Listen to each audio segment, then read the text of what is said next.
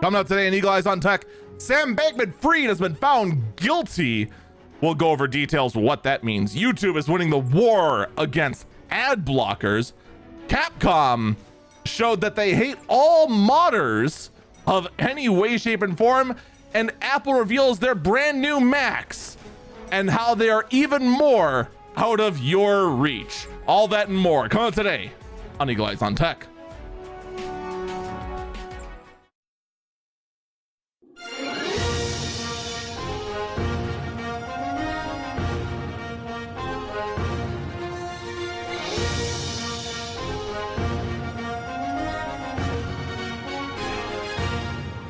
Good morning, good afternoon, good evening, North Star. This Eagle Eyes on Tech. I am Eagle Falcon. You know what I really hate this past week? I was incredibly busy IRL, and Apple decided to do a late night Apple announcement on like Tuesday. No, wait, was it Tuesday? Yeah, it was Tuesday. It was on Halloween. And I ended up having to watch it after the fact, which is hilarious because it was really short for an Apple event. All right. I understand why they went ahead and put it on Halloween. It's because the prices they threw on their products are absolutely terrifying, as well as the specs. It's not the fact they were spooky fast. No. Chat says that it's because they were spooky fast. That's what they wanted to say. They are not. They are impressive at what they do, but they do not address the problems they have. Apple Silicon, I've rambled about Apple Silicon for a long time now. And for the most part, there are still big issues with the stuff, but we're going to go ahead and cover that in a bit. First things first, we want to get to the FTX founder, Sam Bankman-Fried, has been found guilty of fraud. I know. It is a totally original joke that totally everyone has not stolen already. Totally. How many people have used that joke, by the way? Like half of tech media? Half of media in general, at least? Could have said Sam Bankman phony. That's not as funny though. In any case, he has been found a fraud. There is nowhere for him to go. I don't know if there was any kind of plea deal that was reached. I kind of doubt it because everyone around Sam Bankman-Fried kind of took plea deals to get more evidence on Sam Bankman-Fried. But he has in fact been found guilty, not pleaded guilty, found guilty.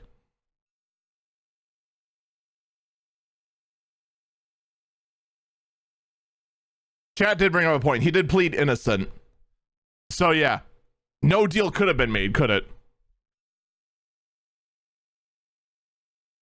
So what does this mean now? Well, if you're just going to go ahead and just go by headlines, you are going to assume that right now Sam Bankman-Fried is sitting in a prison cell and he's going to be there for the rest of his life, seeing as how he was sentenced to 110 years. That is not what the headline means. Because, for example, this one from Engadget that I'm using as my notes, FTX founder Sam Bankman-Fried found guilty of fraud faces up to 110 years in prison. That's the big thing. Up to. He has not been sentenced yet.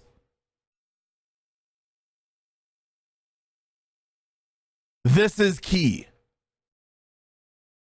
Okay? Because there are a lot of charges.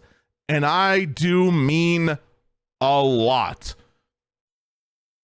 And there are minimum sentences that can go out per charge, and there are maximums per charge. The maximum is if all of those sentences of fraud and et cetera, were taken to the max. It is now up to, I would assume, the judge. It can vary from state to state, but I'm pretty sure in Sam Bankman-Fried's case, it is now going to go to the judge of what he's sentenced to. Oh, well, Eagle, that means after that, then he's going to go to jail for a whole lot of years. Not necessarily. Because Sam Bankman-Fried can still do what is called an appeal. He can still appeal the court decision and go to trial again over this and appeal the court decision. And he can appeal this all the way up to the Supreme Court. Theoretically. He can keep appealing it until he gets to the highest he can go. And then until the court just decides not to take the case. Here's the thing, okay?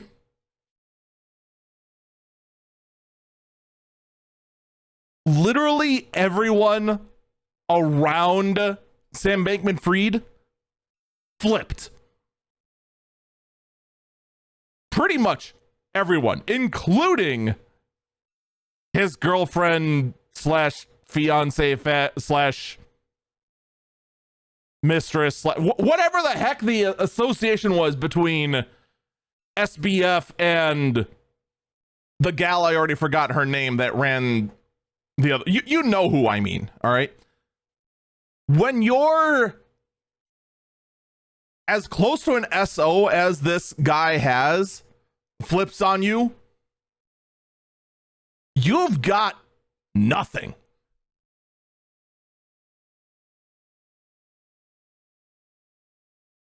There is a mountain of evidence against this guy for everything that he's done, and basically nothing for support.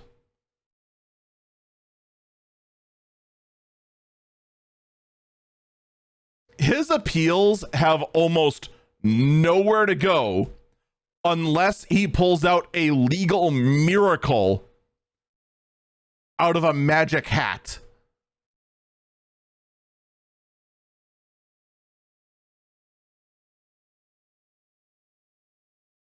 Someone in chat said his parents looked like they were involved. I don't know if they were involved with or against. I would assume with. But, I mean,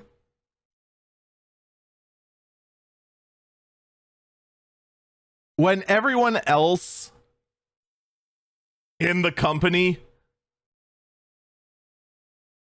turned against you, you're kind of hosed.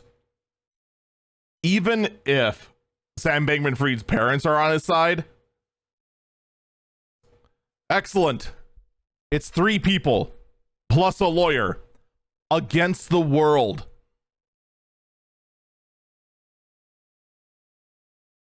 And every single employee that was part of your little fraud ring with FTX has turned against you.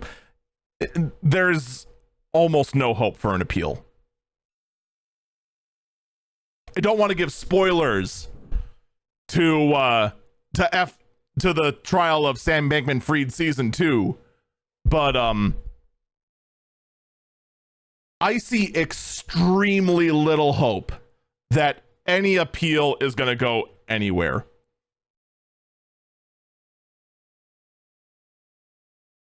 He is going to be serving a long time in jail. If you told me I had to go and pick what kind of number he's going to spend in jail, it's hard to say. I don't know the exact details of the case in front of me. I don't know how many charges, what's the min and max for each.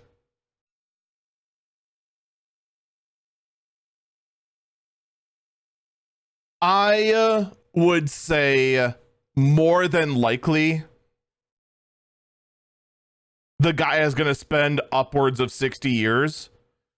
And when you start getting into that territory of the guy's gonna be old and senile by the time he gets out of jail. Because the guy's like 30 something now, right? So let's say he got 60 years. They might as well tack on a few more anyway, because you're basically serving a life sentence at that point. 31. So if it was 60 years, he'd be going out at 91.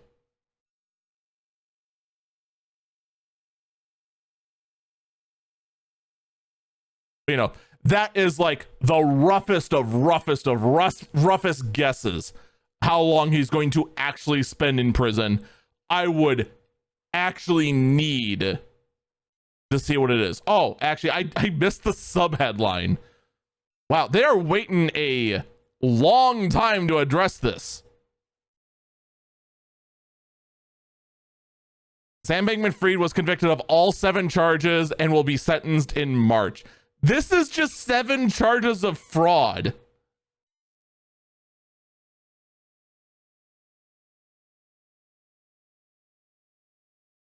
That's it?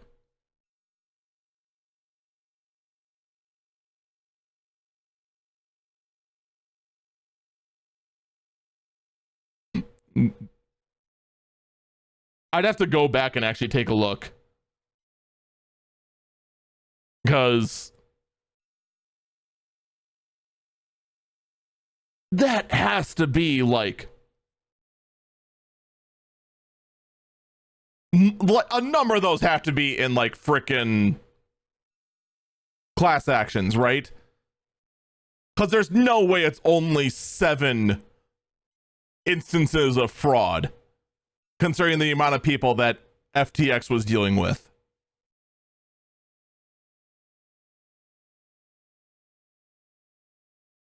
There is, of course, as someone else mentions, the campaign financing issues as well. And that is not minor. That is not minor in the least.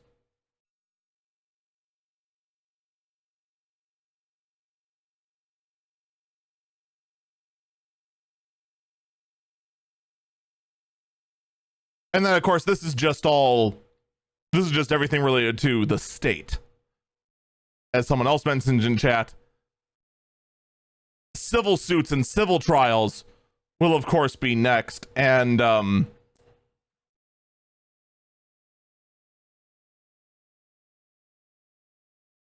if you thought that somehow, some way, this guy was going to weasel out of it, good news. He's not.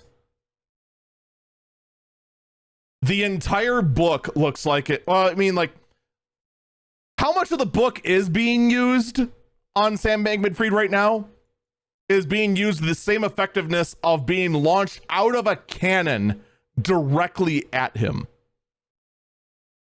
He's not skating. Not in the least. Meanwhile, there's another case that's hitting the Supreme Court, and this one's going to be very fascinating to hear how it's decided. And it's about whether, you probably remember this one, whether civil officials can block critics on social media. I forgot all about this case. This case is so old. Oh my God. Wasn't this case like brought up like 6 years ago or something like that? My God, it's been forever. Back then was such a simpler time. We didn't know the horrors about something called the virus TM.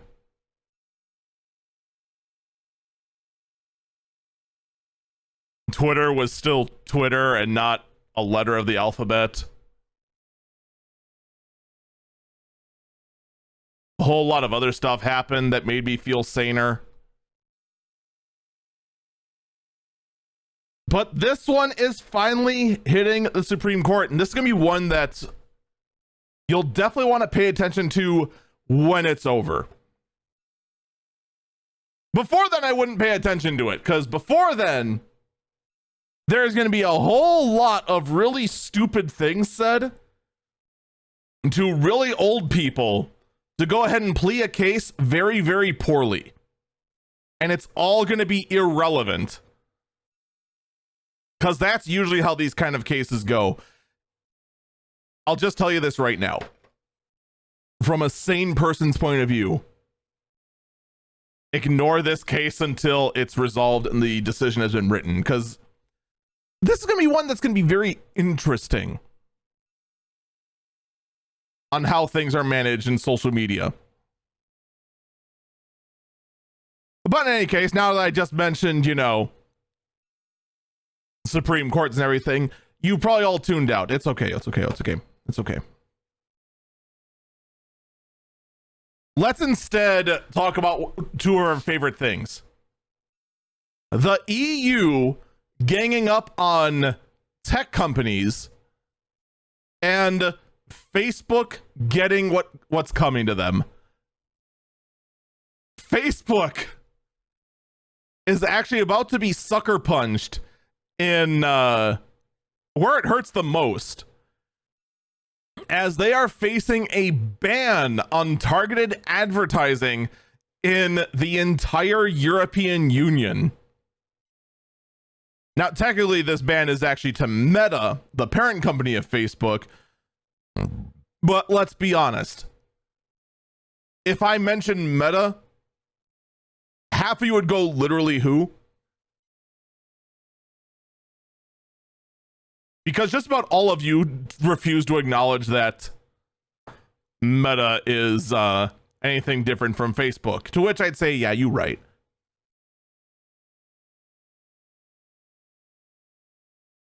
Now, someone in chat asks, why is this only on Facebook? Well, you see, it's because there were papers published recently that showed that Facebook was specifically targeting minors in advertising on Instagram, thus prompting this sort of investigation. And also because if there's one thing the EU is really good at, it is focusing on something about as well as tying a laser pointer to the head of a parrot. Someone in chat says that sounds like TikTok. Yep. Yes, it does. Good luck having the EU do anything against China. It's like near impossible. Or if they do anything against TikTok, nobody seems to care and nobody reports on it. So then I don't know about it.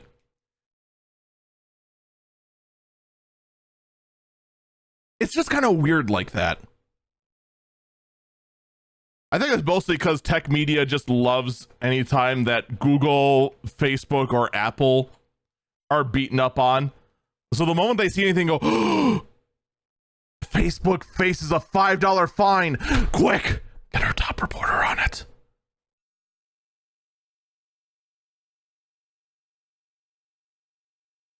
Yeah, it's kind of petty. Speaking of petty, HBO Max is tweaking the way they operate. They are making it so that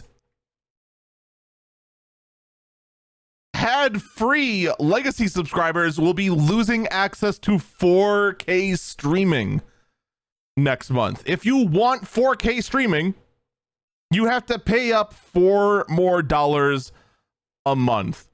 Quick. Raise your hand if you're surprised by this.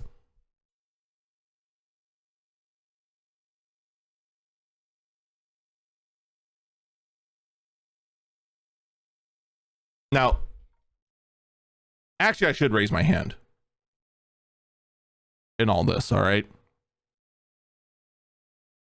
First off, I don't have HBO Max. That's not in my my cornucopia of subscription services, so I can fake having TV because I don't want a cable bill. And because my rabbit ears don't work in my apartment. I still can't believe that, by the way. That I don't know what the heck is with my apartment here. But my actual rabbit ears can't get any channel other than a little bit of staticky CBS, and that's it.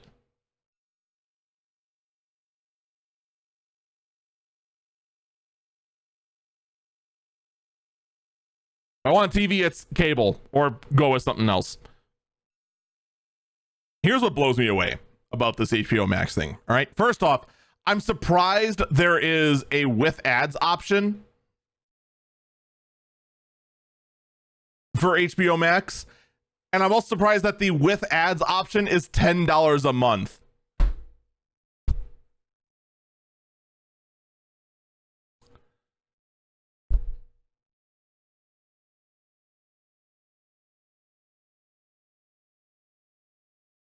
That's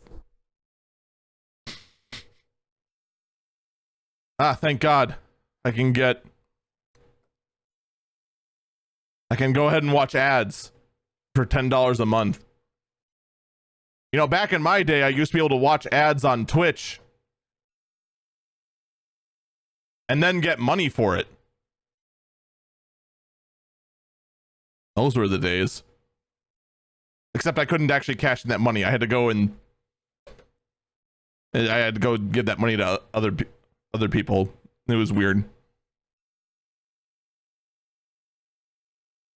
Here's what I am actually surprised with, all right? The whole thing of, all right, you want 4K, you need to go ahead and go up to the $20 tier. And then the $16 tier is just going to be ad-free at 1080p. I am actually surprised.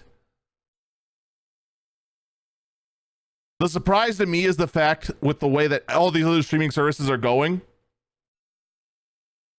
that this ad-free tier didn't just bump up to $20. That's my actual surprise.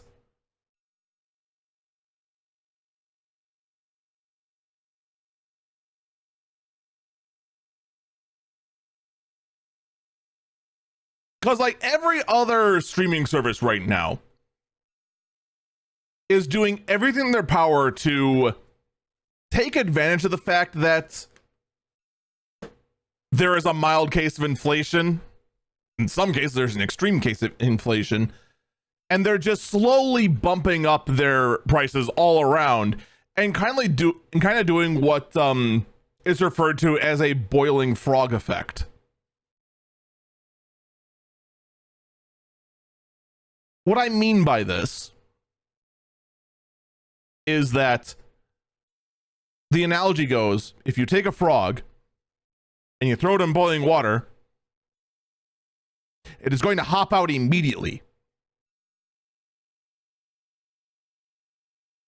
But if you throw the frog in warm water and slowly bring the water to a boil, the frog will not leave. We have been seeing this over the past few years of streaming services very slowly creep up their prices by like $1 or $2. And in fact, Netflix has pretty much been the master of this by very slowly increasing their prices. I swear Netflix increases their prices 50 cents every 3 months. I know they don't actually do that, but the amount of times I hear about a Netflix price increase, it almost seems that bad.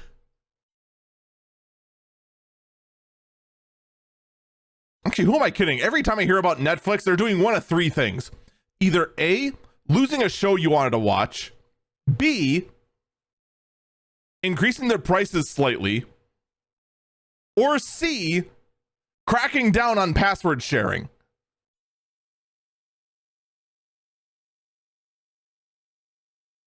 Those are the only three Netflix headlines we can talk about anymore. Those are the only ones left in the hat when we're going to draw something about what Netflix can do. So when all's said and done, realistically, unless you have really good internet, and I do mean really good internet, you're not watching anything in 4K. Heck, if you're on limited internet, you're not watching things in 1080p either. Most people are watching in 1080. Those who actually are watching in 4K, they've got pretty bloody good internet. And then on top of that, they've also, obviously got a TV to watch in 4K. So, of the things that HBO, what do they call themselves now? HBO Max can do. How many times has HBO changed the name of their streaming service now that I think about it? Anyway, this probably was the better way they could have gone, because it's going to piss off the fewest number of people. But the people it does piss off are going to be really, really pissed. Because it is now $4 a month extra you plan on top of their pretty decent internet, and then on top of everything else.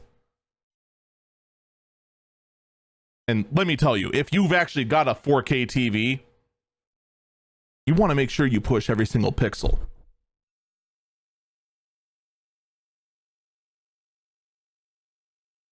But my 4K TV can play at 1080p, it's just fine. Oh, no.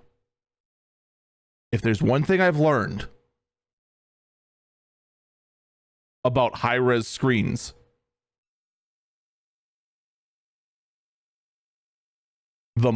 if you go ahead and put two equally sized TVs side by side, a 4K TV displaying at 1080p and a 1080p display TV displaying at 1080p, the native 1080p's TV is going to look better than the 4K one. Hands down. Native resolution is king. You always want to push that. Even if on paper, it should be fine. So, I do feel for the people that this is going to affect. Just wait until next year when your ultimate ad-free tier ends up going up to $21.99.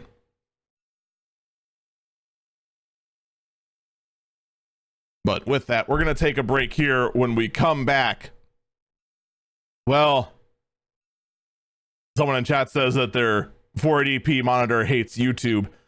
How about we go ahead and talk about YouTube and how they're cracking down on ad blockers seems to actually be working. We'll be back.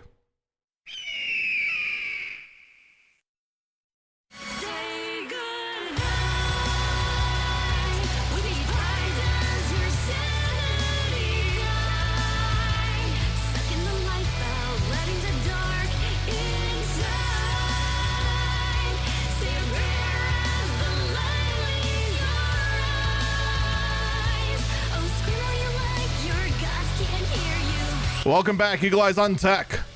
I'm Eagle Falcon.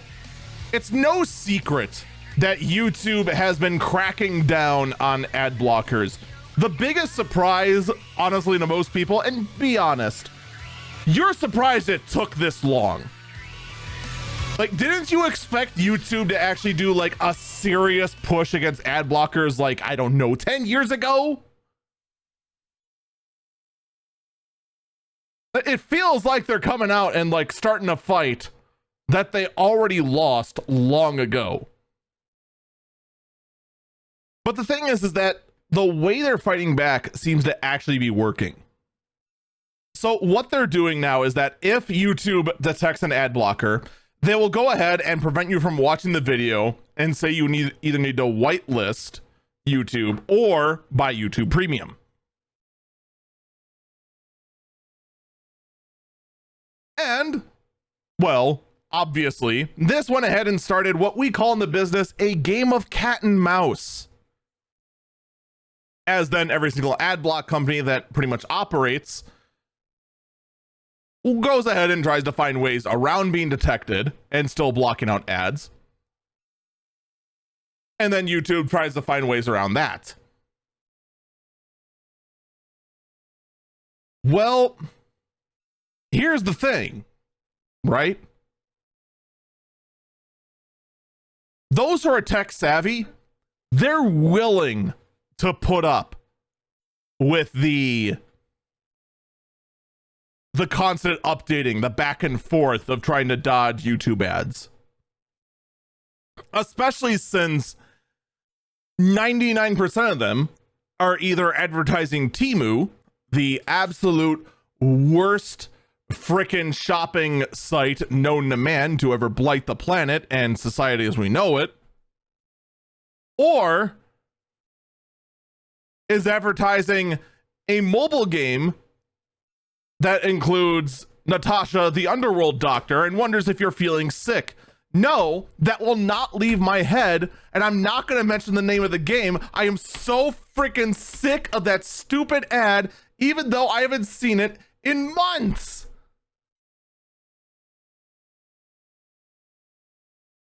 For the record, I have not actually seen YouTube ads in months. I have found a way around it. But according to YouTube, they have found, according to tests, that their crackdown has led to hundreds of thousands of adware blocker uninstalls. Now, I'm willing to bet that far more of these, like I would say over half, are probably just whitelisting and they actually can't see the ad blocker at all. Unless they're actually tapping into Chrome and seeing if, in fact, according to the Chrome installation system, that in fact hundreds of thousands of ad blockers actually have been uninstalled, or what they're going to go about it. For the average person, this actually might be the case. For those of you that are much more tech savvy, be honest, your ad blocker's still there. Or you stepped up your game and you set up a pie hole and just said, that's it. No ads on anything. Ever. Period. I'm actually curious if anyone in my audience has actually set that up. Part of me wants to set that up, but part of me also doesn't have free time, so that part of me is going to forever be unsatisfied. I need to find a way to just make more time. In any case.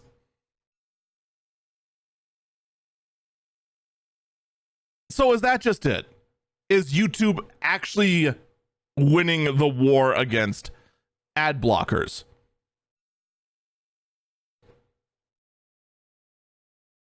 For now, they clearly have struck a blow. Clearly, fewer and fewer people are using ad blockers, according to these reports. At some point, though, especially with the case of streaming services, someone is going to build a far better ad blocker and it will just not be detected. It might already be out there. Because this isn't just about YouTube, right? If you are a consumer of media, you're not just watching YouTube. You're using other streaming services. You're using Netflix. You're using Hulu. You're using Disney. By the way, oh God, I forgot to add that in the queue. By the by, news came out this week. Disney is now 100% owner of Hulu. I am not sure what this is going to mean, but I have no faith that it's going to mean anything good. Let me be honest. Those of you who just heard, Disney now owns all of Hulu. How many of you are happy for that? My guess is 0. 0% of you, I'm willing to bet, say, oh, thank God. I trust Disney to control a massive streaming service like Hulu. No, you don't. You're either indifferent because you don't know anything, or you're actually worried. I, of course, am in the latter, but we'll have to see what that means. YouTube cracking down on ad blockers, though. If you are a media consumer, all right, and you're going through all these different services, the easiest way to go ahead and make sure that you're actually spending less than it would be for a normal cable bill as it is to go ahead and get the ad version of it, because that is the current status of streaming services. For a decent price, you're paying for ads, usually somewhere between $7 and $10. Increase that price by 50%, you now have no ads. And then in some cases, there's a tier above that, like with HBO Max, that gets you even more somehow. In this case, HBO Max now set the line that includes now 4K streams.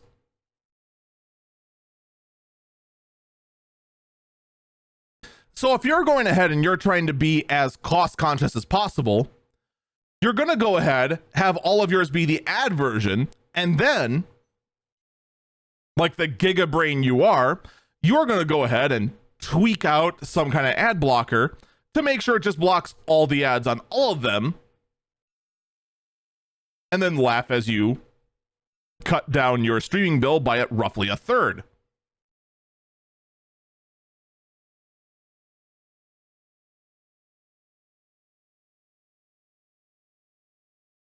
This whole thing with ad blockers is nowhere close to over. It is going to go on for a long time. And don't think for an instant that just because signs right now point to YouTube winning against ad blocker, that it means that the war against ad blockers is over and Google has won. No, not even close. This is a war that is never going to end. Because as long as there's media companies out there that are willing to offer a cheap version of their content with ads, there will be someone who is willing to save a few bucks and find a way to pay for the ad version and then block said ads. That's how that's going to go down. But while Google is looking at the world forward with ad blockers and how to block them, Google is looking at Risk 5 and just how ready Android is going to be for any device that uses Risk 5. So Risk 5, for those of you who don't remember, is a processor architecture that is open source. And it's one that, much akin to ARM long ago, is meant for very low power devices. But much like ARM, it does have the potential to scale up down the road. But right now it's not. So Android is going ahead and making sure that in the future, they will be compatible for Risk 5 devices and look at the benefits that may include.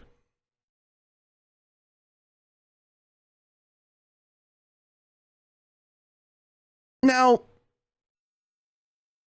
honestly, right now, this really, let's be perfectly honest. If you can find any device right now that uses a RISC-V processor, congratulations. You found the exception. Like, seriously. There are not that many devices that use RISC-V. That's still very much the case. So, congrats. And honestly, right now, I would, you know, I don't know. Would I actively avoid? I would say it depends on what the device is. I'm interested to see where this goes. Just to see how compatible, like, say, a RISC-V smartphone would be compared to an ARM-powered smartphone, and what it means moving forward. One thing I would avoid, though, are any, and I do mean any and all, Android phones from China. As a recent study has shown that, in fact, yes, they are packed with a metric ton of spyware. So no, it's not just Huawei phones. It's just about every single major phone that originates from a Chinese manufacturer. Xiaomi, Red Magic, just about all of them. Now then, armed with this new information, how many of you are surprised?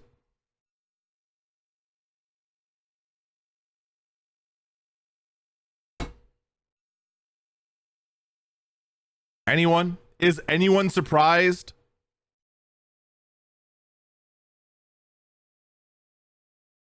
And keep in mind, we are talking phones that are manufactured in China by a company from China. We are not talking about devices like the iPhone, for instance, where the iPhone is made in China and also India, apparently. But the software and everything is designed in the United States.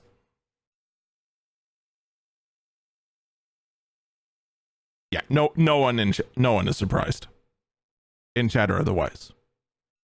No. But, you know, just in case you see someone who is just like, oh man,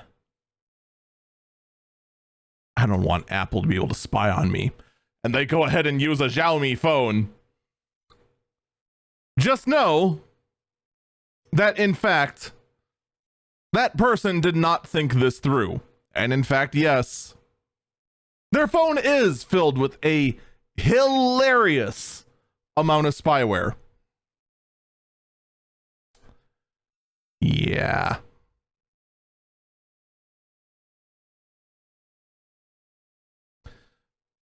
But while you're now paranoid about the mobile market, you can rest assured be grateful for a big change coming to Google. A change that, I'm not gonna lie, I'm kind of surprised is not the case already.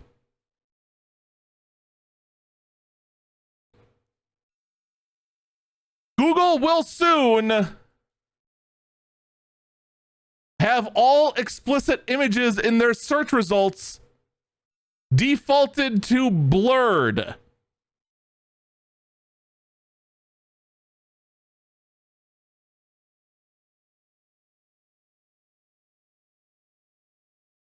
How is this not the default now? That's what I want to know.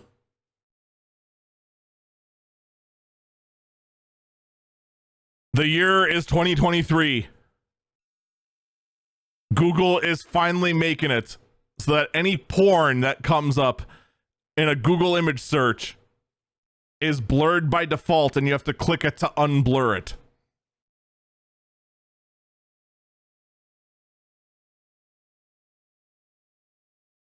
Does this not seem like a title or like a feature that would launch, I don't know, a decade ago?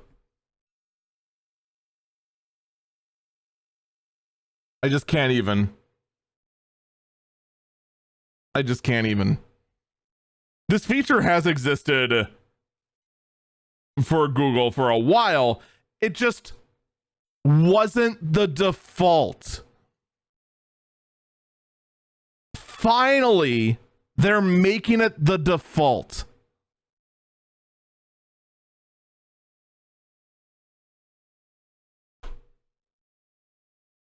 I'm just flabbergasted that this wasn't the default an eternity ago.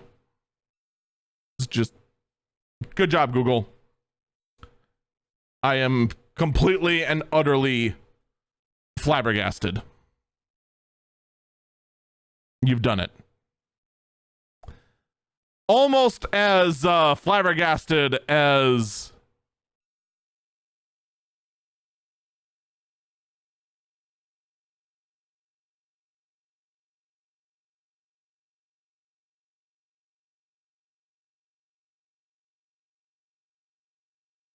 I'm sorry, I had a story that shouldn't have been there.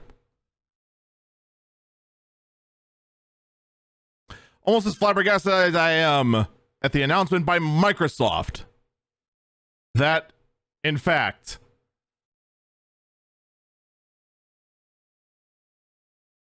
they're coming up with a brand new...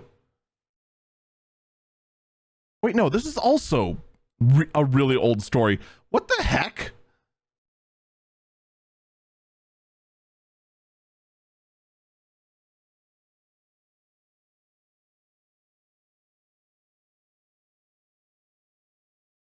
Any other stories that accidentally ended up in my thing that are from 9 months ago?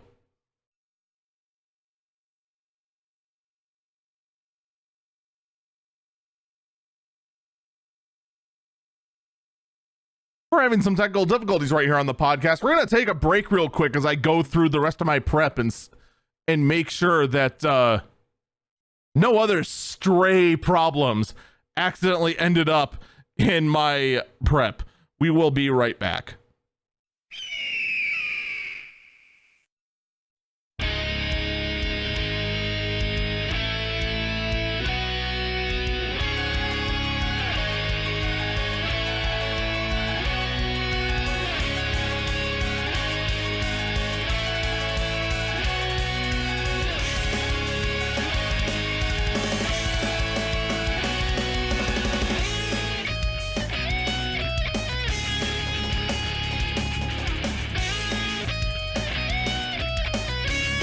Welcome back, Eagle Eyes on Tech. I'm Eagle Falcon. We found the problem. It's been taken care of. I'm going to make notes on it later. But no, everything so far has been fine. I do want to know how the heck 2 stories from 9 months ago got in my mix, but I digress. One thing that's becoming quite apparent, though, is that AI is not all it's cracked up to be. Microsoft has been accused of damaging the reputation of The Guardian, all thanks to an AI-generated poll. So apparently, something that Microsoft offers is for news publishers to have automatically generated polls in regards to news stories. Now, this sounds like a really cool feature. All right, you just write the news story, AI automatically makes a poll that brings up user engagement. Win-win for all around, right? Well, it would seem that way until AI makes a horrible, horrible decision. You see, the story was in regards to the death of a 21-year-old woman In fact, specifically, a water polo coach.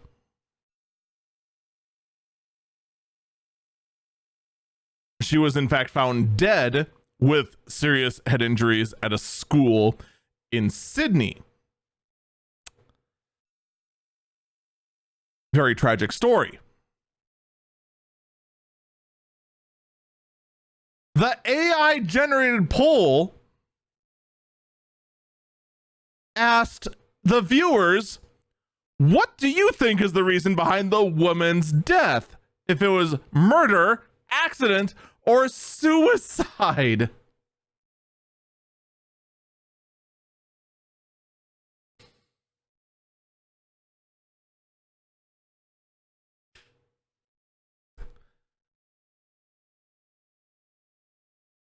I'll give the AI a program credit. If you ignore human decency and societal norms, it's a pretty good poll question to answer. However, we live in a society. We have this crazy thing called respect for the dead. We, have these crazy things called feelings. And that was about in as poor taste as it possibly could. Someone in chat said that this is some Monokuma stuff. Oh my god. Monokuma, for those who don't know, is a fictional character of a murder mystery visual novel series that goes very, very dark very, very quickly. And yeah, this kind of ranks up there with that. This is a very, very dark and tasteless question to put into a very, very tragic story. So Microsoft's in hot water for this. Whoops.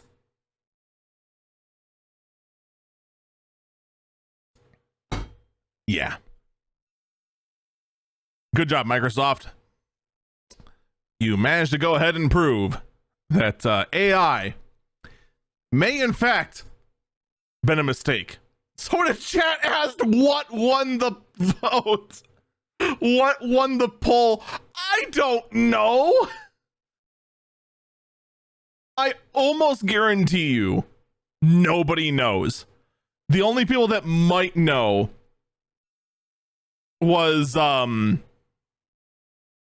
is Microsoft. And I guarantee you they are not going to tell a soul because they are embarrassed about that. Someone in chat asked, was she a Canadian veteran? I'm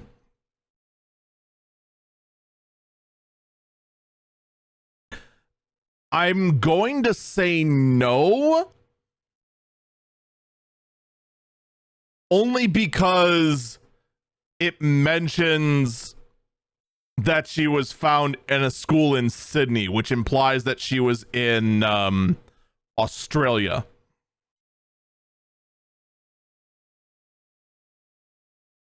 But I will admit, I do not know. The article, for the most part, is just referring to how AI botched this. So I don't believe details like that are actually going to be in it. Isn't it in good taste to mention the name of the victim in this case? I mean, the news article from the Guardian says so. Says exactly who it is. She goes by the name. Oh wait, no, that's not it. That's the name of the representative from the Guardian. Actually, I don't know if they mentioned. Yeah, they did. Lily James.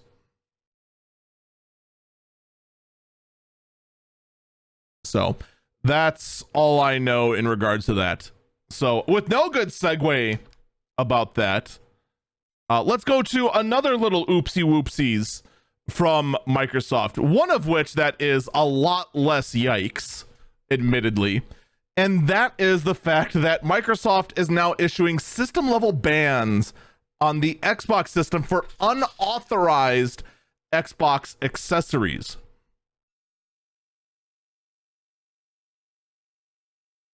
Now, for those not in the know, this seems incredibly minor, but let's go over it for a minute. What do we mean by unauthorized Xbox accessories?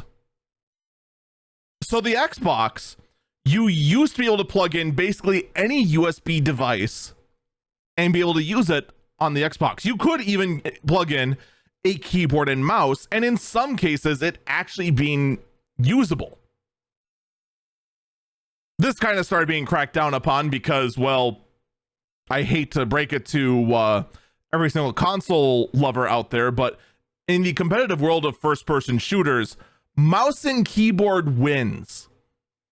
Every single... I don't care how good you are with an Xbox controller, you can't compete with a good mouse and keyboard player. You can compete against me on keyboard and mouse for sure. I am nowhere close to being competitive in first-person shooters. Not even close.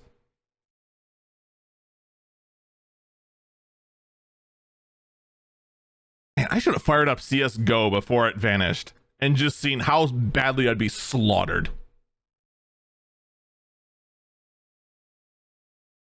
That'd actually be hilarious. Unfortunately, CSGO is now gone.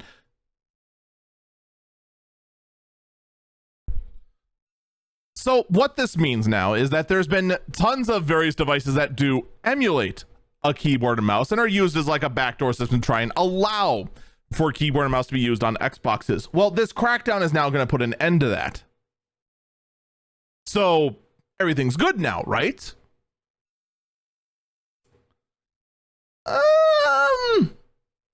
That's the funny thing, right?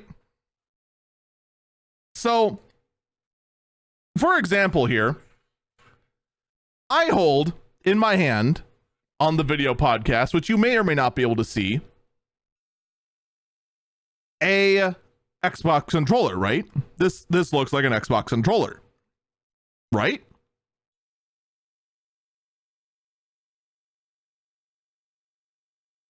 This actually isn't an Xbox controller.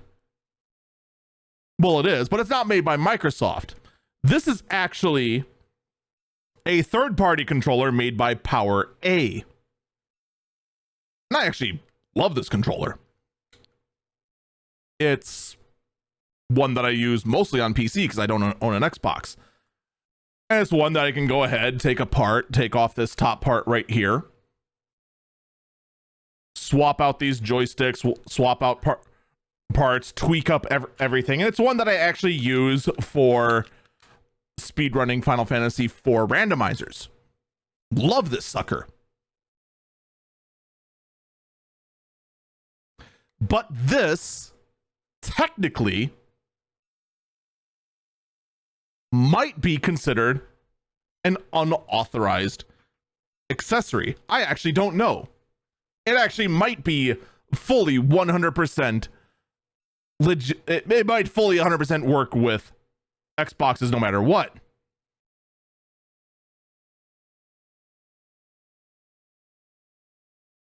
But other more cheaper alternatives to Xbox controllers might not be. For example, I have a wired Nintendo Switch controller that is absolutely not made by Nintendo. And if Nintendo ever went ahead and said that only Nintendo controllers are able to be used on the Switch, that $20 controller would then be useless. I'm fairly certain that one is licensed by Nintendo since it has a Legend of Zelda graphic printed on it, but you know, you never know. This whole move by Microsoft can both be good and bad, because this could make it so that all of a sudden controllers for your Xbox don't work because after going ahead and spending up your hard saved up $300 to $500 for an Xbox Series, you could only afford two of the cheap controllers that aren't actual official Xbox accessories. And since Microsoft didn't crack down on this sort of stuff nearly as hard as, say, Sony or Nintendo, they might not have bothered with that sort of thing.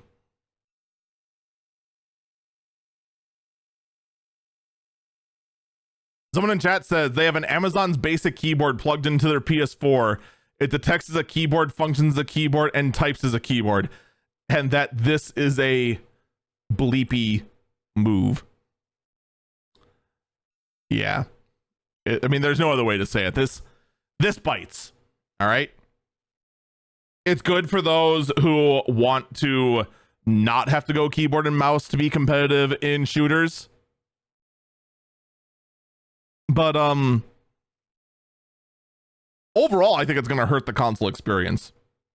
But I also say this as someone who is extremely very much not in any kind of competitive scene at all. I'm one of those crazy gaming heathens that plays video games for this crazy foreign thing called fun. Okay, except for this morning in FF14's frontline match. I actually did want to win. The other 23 people clearly didn't.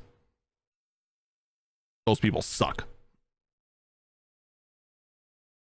But while Microsoft believes that plugging a keyboard and mouse into the Xbox is cheating, Capcom believes that all mods are cheating. All of them. In a first person, in a single player game, if you go ahead and mod out a model with a different one, that you'd rather be riding Thomas the Tank Engine instead of a horse, you're a cheater. You're the lowest of the low. My God. You dare want to go ahead and install a mod that enhances the texture packet of an old game? Oh. This is heresy of the highest offense.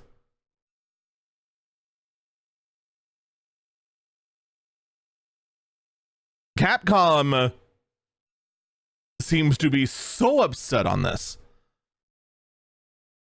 that, in fact, they are pushing more and more to upping their game in anti-cheat and anti-piracy, specifically targeting the use of mods in their various games. And a lot of people seem to think they know why this sudden push has been made. And someone in chat is on the nose whether they realize it or not.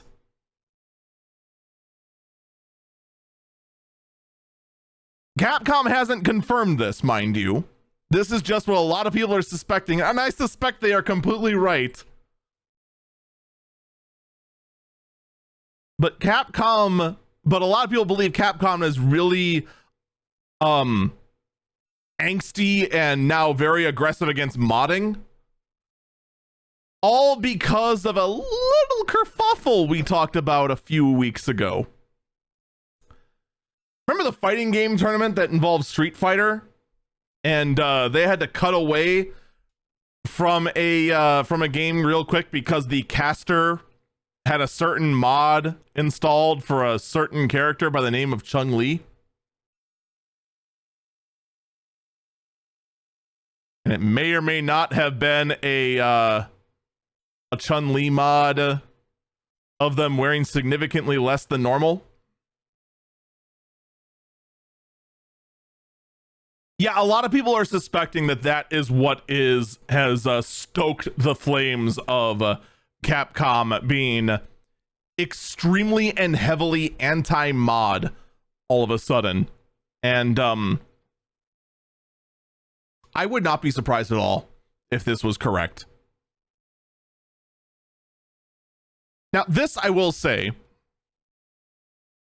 I get the want, desire, and in some cases need to be very strict with mods and any kind of game modifications, if you want to somehow classify them differently, with an online or a multiplayer game.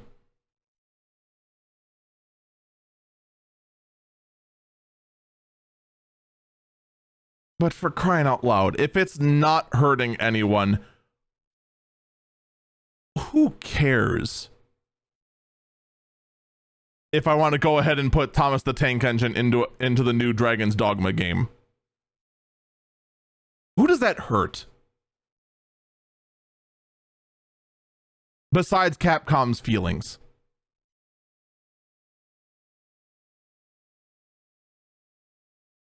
It hurts no one. Even the new Chun-Li mod. Who did it really hurt besides the people who did not want to see nude Chun-Li on a live stream? Realistically, the mod hurts no one. Unless you're really stupid and irresponsible with it, like that caster was. Who I guarantee you is not going to be a caster for very long. Someone in chat said, who really didn't want to see that?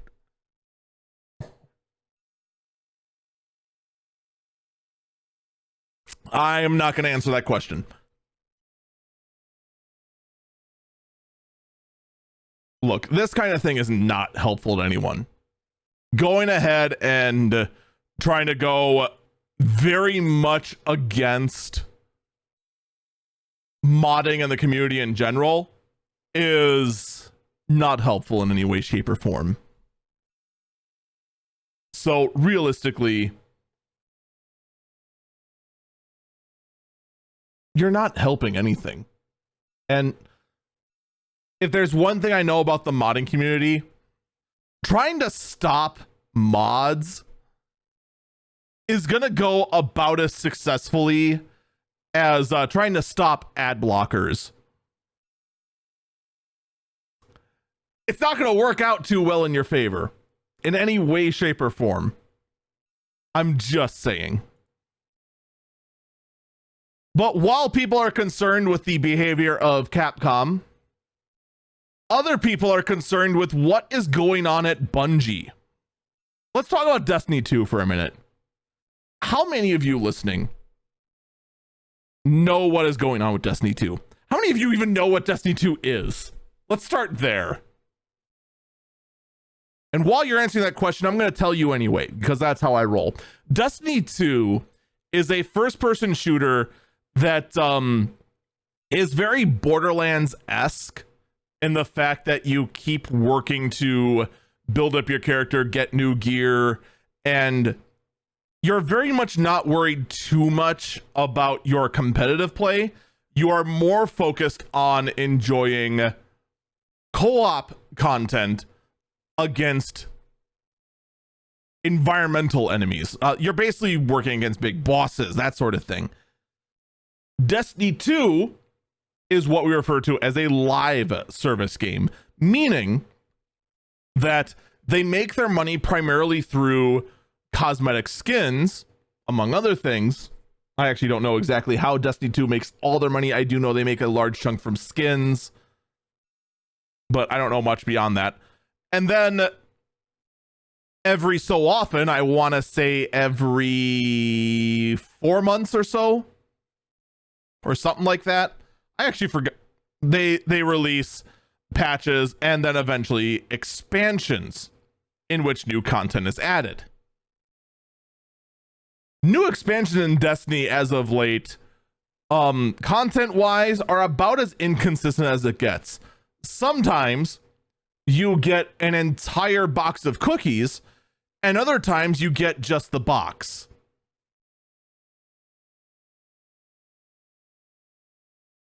It is not a good time to be a Destiny fan, like, at all. You're better off trying to put all your eggs in the World of Warcraft basket And that's a basket that people are trying to abandon ship from. Well, it now gets even worse as Destiny 2 expansions now are being delayed. And not so that Destiny 2 can go ahead and do this crazy thing called take a few steps back, replan, and actually go forward with a better roadmap. One in which they can guarantee players can expect this, and this, and actually give them something to look forward to. That would be intelligent. No, instead, it's being delayed because of layoffs. Now,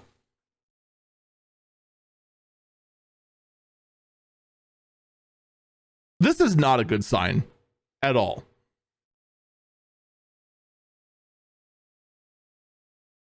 Because what was supposed to happen is that they were expecting to get another expansion in June of 2024.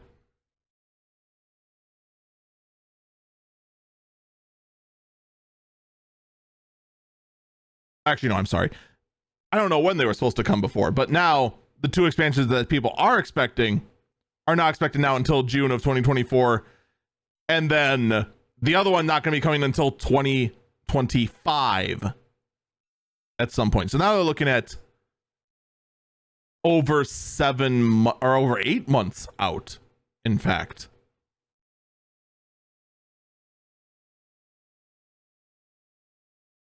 So clearly,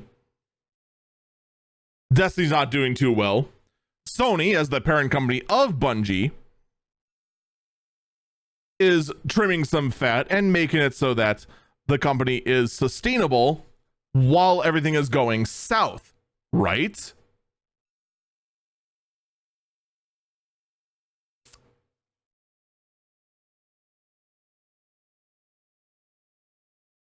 Wrong.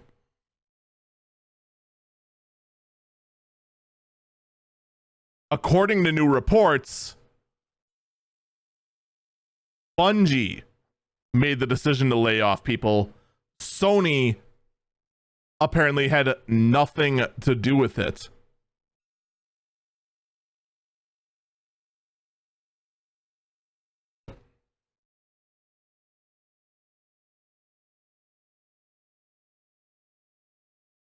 This, believe it or not, if you are a fan of Destiny, actually is good news.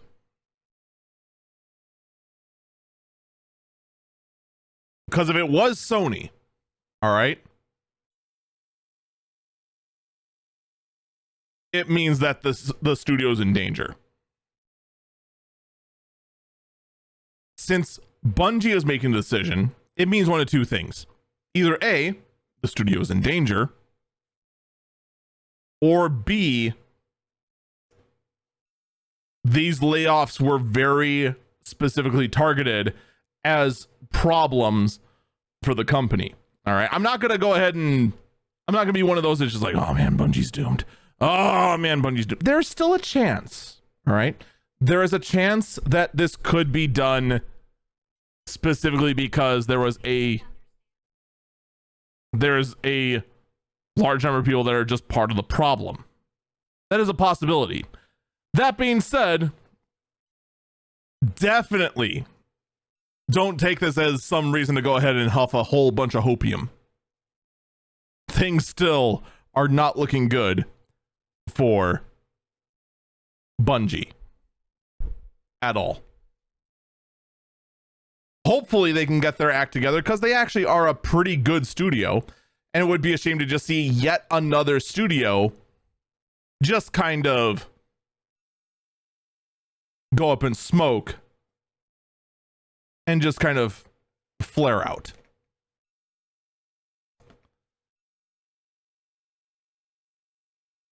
Meanwhile, though, Ubisoft is taking on a new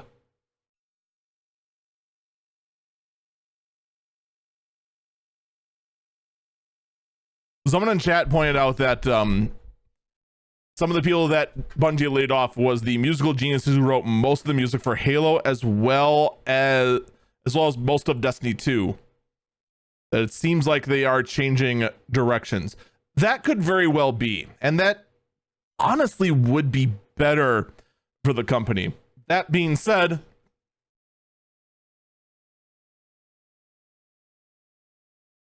I don't know. I actually didn't have a point beyond that. And let's shift gears over to Ubisoft, who has decided to take up a new task in their life. Ubisoft wants to go ahead and focus a large portion of their efforts on one thing that is plaguing all of gaming. And what would that be? Oh, it's very simple. Ubisoft is going to go ahead and tackle toxic gaming.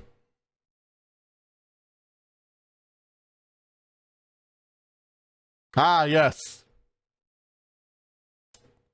That's what we need. Another company to go ahead and tackle the toxic gaming world. Look.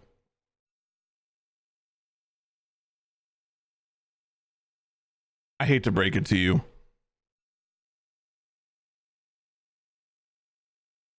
It's never going to happen. No matter how hard you try.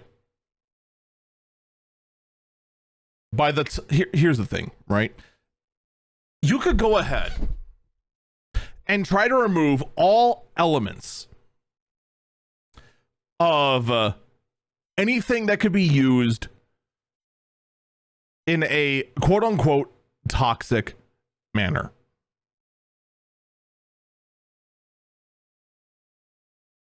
But let me tell you about the gaming space. The gaming space is extremely creative in the way they can express themselves.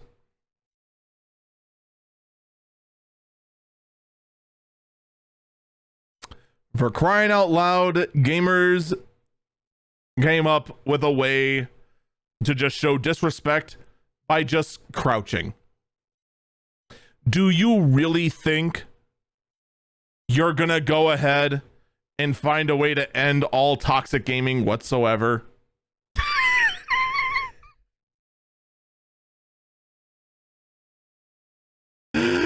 Oh, no, you're not. This is going to end up being a futile effort that is honestly just going to make the entire thing I'll just tell you this right now.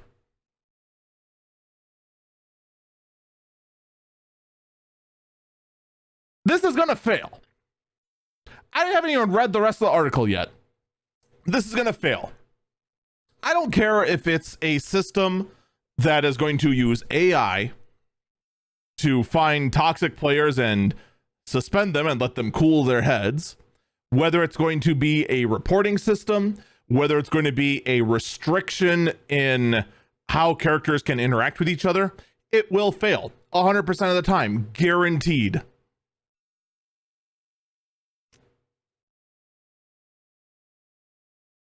It's inevitable.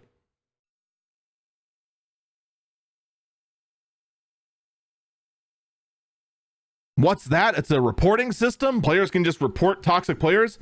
Oh man, watch and be amazed as hundreds of more people report the people who are trying to be good noodles and report people and end up getting themselves banned. You think it's not possible? You think the number of good beans is going to outnumber the number of bad beans? Oh, you don't know the art of spoofing. We'll just find a way around that. We'll find a way around that. This is a never-ending game of cat and mouse, of which trying to go ahead and combat toxic gaming, which I admit is a problem. I've had moments where I've gotten unreasonably upset at a game And it's all because of my useless team members, like all 23 other people of the twin adders that I was in front lines with this morning, that decided that every single time I tried to go ahead and bring someone in to be eliminated, they instead disengaged and just let me sitting there to die. And then we lost because they didn't want to go ahead and engage on anything and decided to continue to ignore any sort of major objective whatsoever. I don't know why those 23 other people were so bad, but I wish they would uninstall the game. You can't get rid of toxic gaming no matter how hard you try, no matter how pure of heart you think you are, it's going to surface.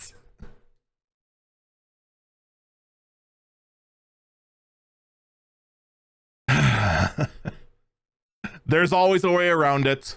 And I, for one, am just going to sit back and cackle as whatever Ubisoft has planned is going to blow up in their face or just make the game basically unplayable.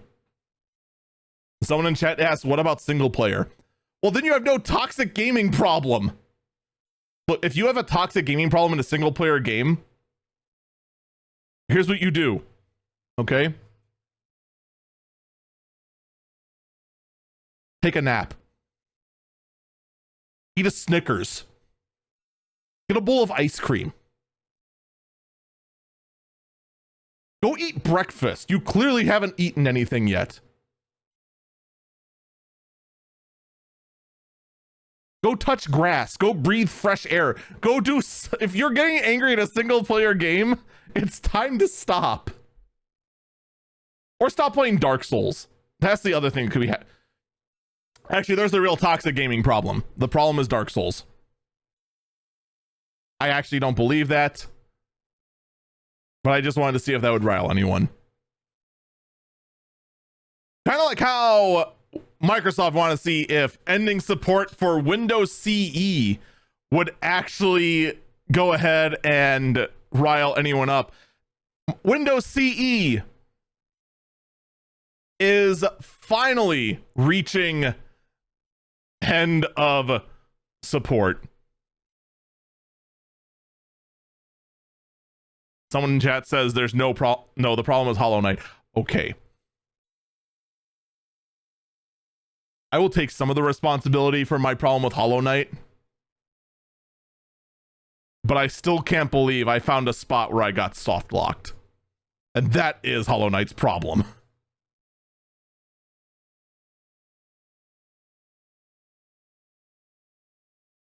The other problem with that is everyone's expectations of the game. Anyway, Windows CE finally has ended support after a very long... You want to know how long Windows CE has been around and supported? How many of you even know what Windows CE is?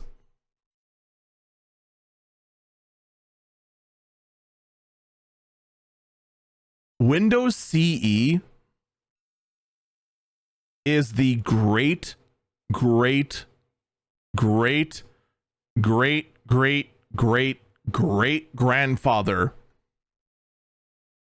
of iOS and Android. Windows CE support is finally over after 26 years. And Windows CE was the operating system for personal digital assistant devices, or PDAs, handheld computers that predate the smartphone by over a decade. I'm not gonna lie, as much of a complete tech nerd as I am, and how much of tech history I do remember and have worked with, I completely forgot that operating system was called Windows CE. I've actually held devices that ran on Windows CE. Like, this stuff is like back in the day, holy cow. Windows CE was just incredible. It was an incredibly robust operating system for what it did. And it did power quite a few devices other than just PDA or just PDAs. Because it was in fact used for many what we refer to as embedded systems. As someone pointed out in chat, it was used as the core of ATMs, voting kiosks, and other such things. Nowadays, they all run on their own proprietary thing because they're all afraid of, well, Windows viruses. Oh, who am I kidding? They're still going to run on it. Especially the voting kiosks. If there's one thing the government has taught me, it's that they will stick to using MS-DOS for as long as they can.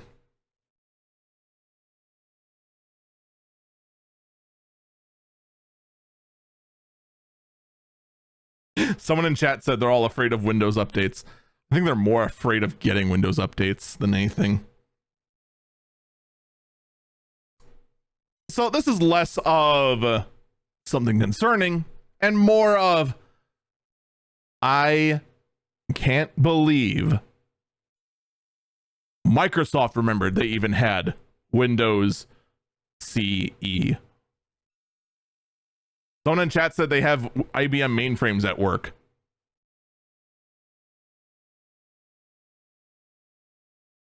Is this the part where I tell you that doesn't mean anything? IBM builds mainframes now.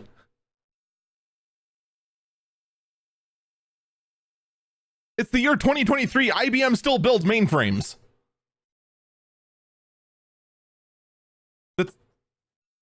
That's not a sign of anything.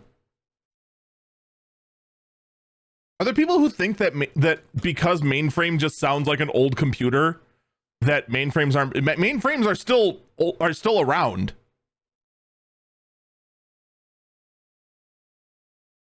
They're still built new.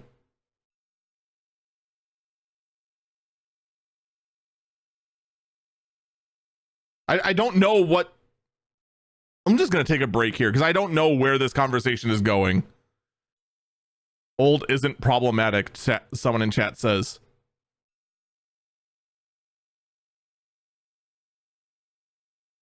It can be, though.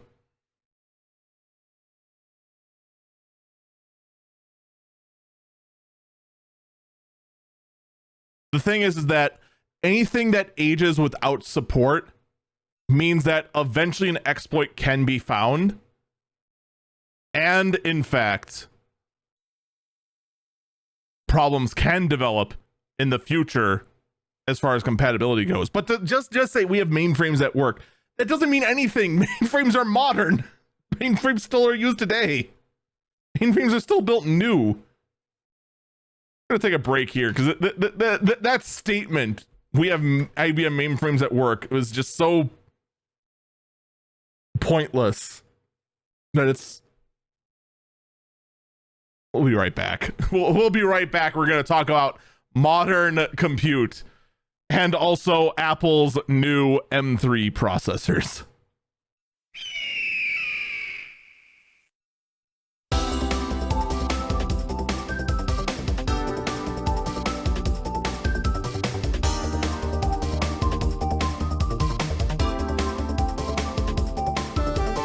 Welcome back, Eagle Eyes on Tech. I'm Eagle Falcon. All right, so Intel has launched new drivers for their Arc GPUs, and these drivers actually are showing some decent improvements. Up to 750% in one very specific DirectX 11 game, and up to 53% in one very specific DX12 title. You know, that's a decent increase, 750%, but only in Halo Infinite. And, 50% improvement in, what's the DX12 title again? Does it actually even tell us?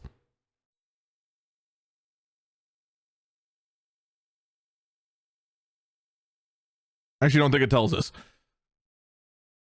But in any case, it's good. It's good to see a new driver. It's good to actually just see Intel just committing to actually improving Arc. Way too many of us just fully expected Intel to go full on Google in regards to Arc.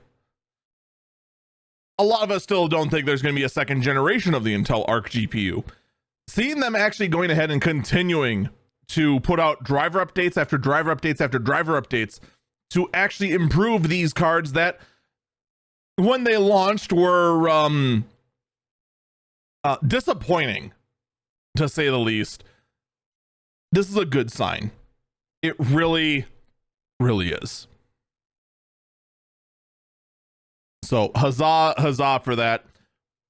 I actually would be very curious to see someone re-reviewing the Intel Arc cards now with these new updated drivers.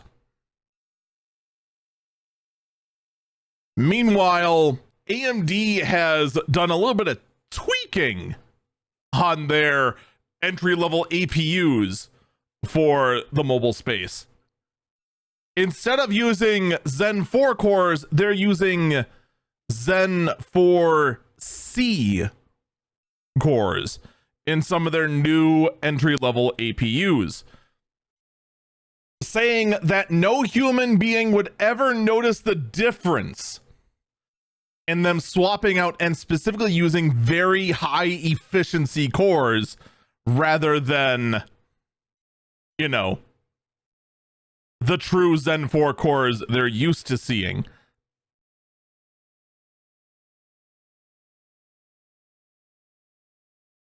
They're not in the hands of reviewers yet. But if there's one thing I know about the PC industry and reviewers,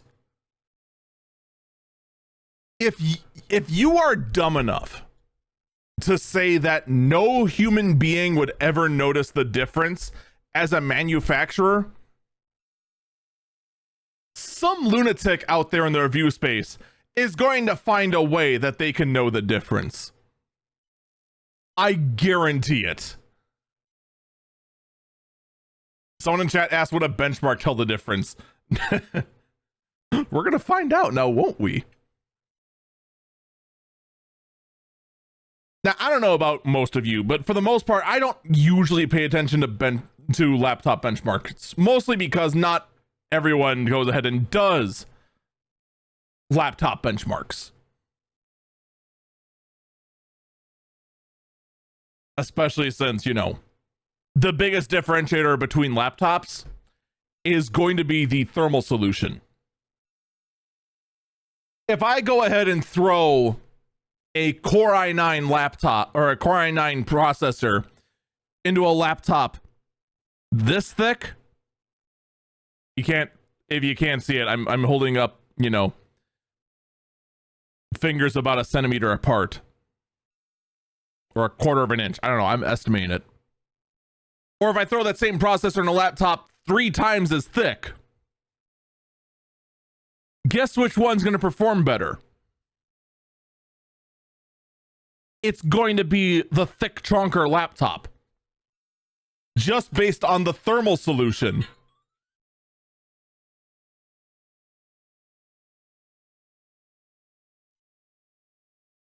But I guarantee you,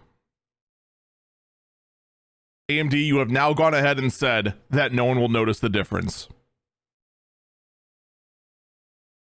You have turned a chip that people would have ignored and now made it so that the most insane are going to 100% pay attention to it. I guarantee you that like a company like, or a reviewer like Gamers Nexus, for instance, was going to ignore this, just be like, oh, okay, it's new laptops, you know, performance looks pretty good from everyone else. We don't see a reason to do it. Now that you've gone ahead and said that no human being will ever notice the difference, I guarantee you, Steve from Gamers Nexus is going to go challenge accepted and then find the difference 1 100% guaranteed. Meanwhile, in other laptop news, the RTX 40 series laptop GPUs have now been tested. And here's what we've learned.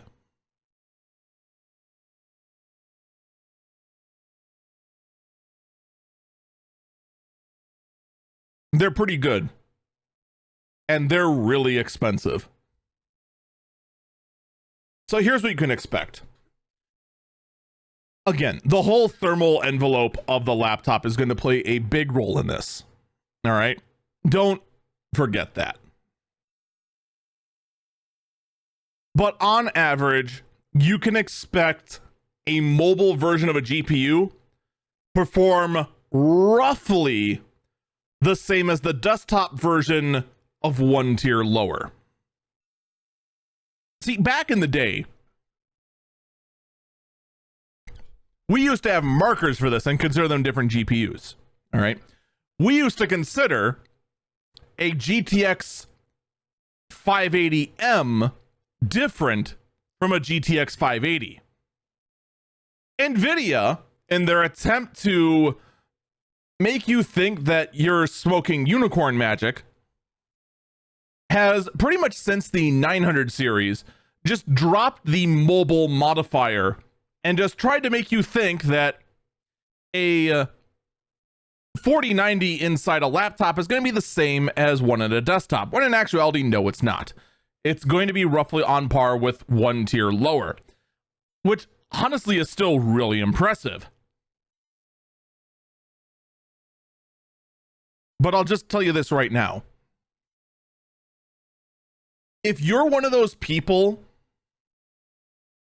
that thinks that you're better off just getting a gaming laptop over a gaming desktop, you are going to pay roughly 50% more for less performance. I'll just tell you that right now. There is only one reason to get a gaming laptop. Actually, there's two. The two reasons are: you are living in a space that is extremely space restrictive, like, say, a really tiny studio apartment or a dorm room, or you live on the road pretty much exclusively and need this kind of performance wherever you travel.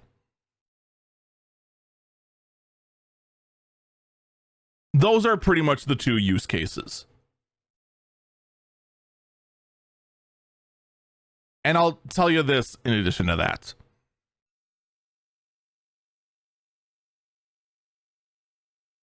If you don't need the latest and greatest in GPU and CPU performance, no joke, give the used market, specifically the used business market, a serious look.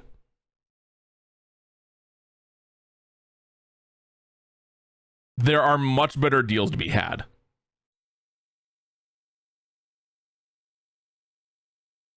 If you actually absolutely need that sort of thing. If you are one that is stationary, but still needs some kind of high performance computing, you may want to look at trying to build a small form factor system, or just look into getting one yourself.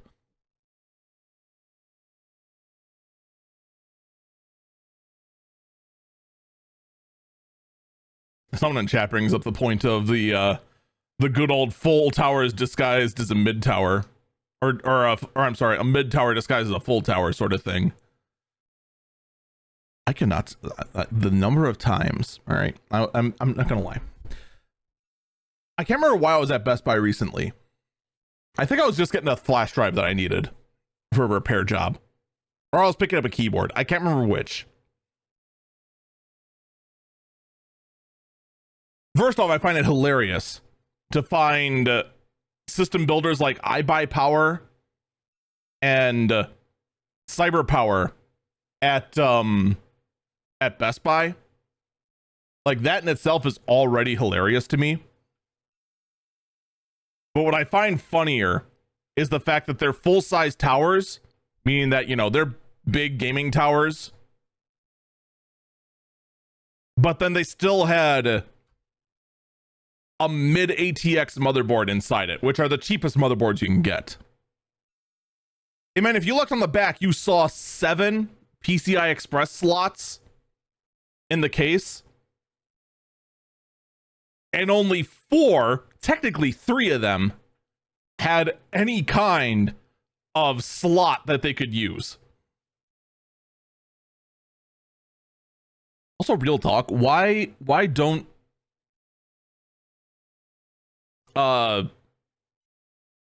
MATX boards just put the GPU slot at the very bottom of the board?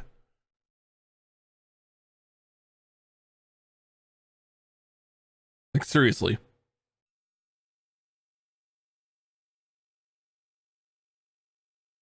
Anyway.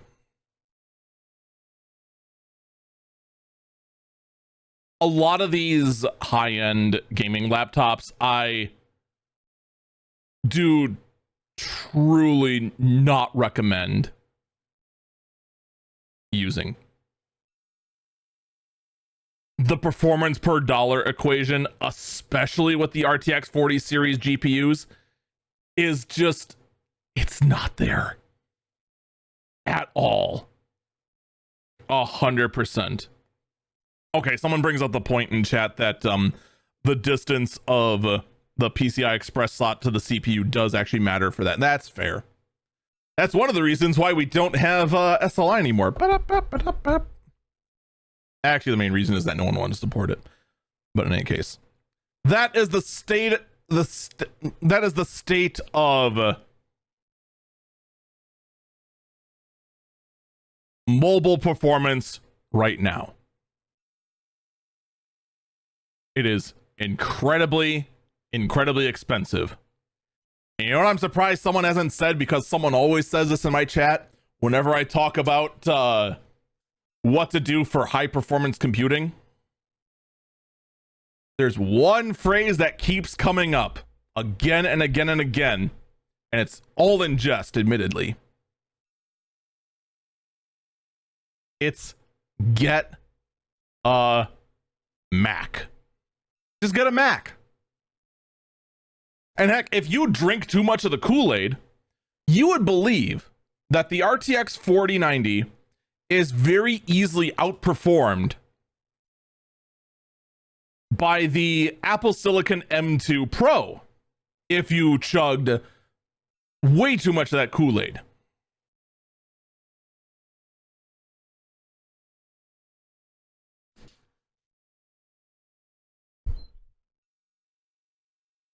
Someone in chat said, I thought you were going to ask if those laptops had a headphone jack.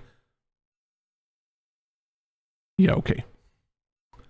Well, Apple went ahead and showed off on Halloween their brand new Apple M3 Silicon. This is going to replace the Apple M2 chips. All right. So these are going to be massive powerhouses, right? Well, they did mention that these new chips are going to be 30% up to 50% faster than the M1 chip. I mean, my God, the performance is just there. And you just compare those cores up to 30% faster than the M1 and 15% faster than the M2. Throughout the entire presentation, they tooted their horn heavily, and I do mean heavily, on the grounds of what the highest end of this chip could do and comparing it to the M1 chip, not the M2, the M1, and worst offender of all, the Intel Max. Here's the thing with comparing it to the Intel Max, okay?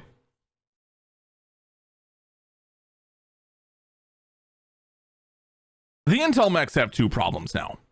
One, the Intel Max were outdated when they launched. They were using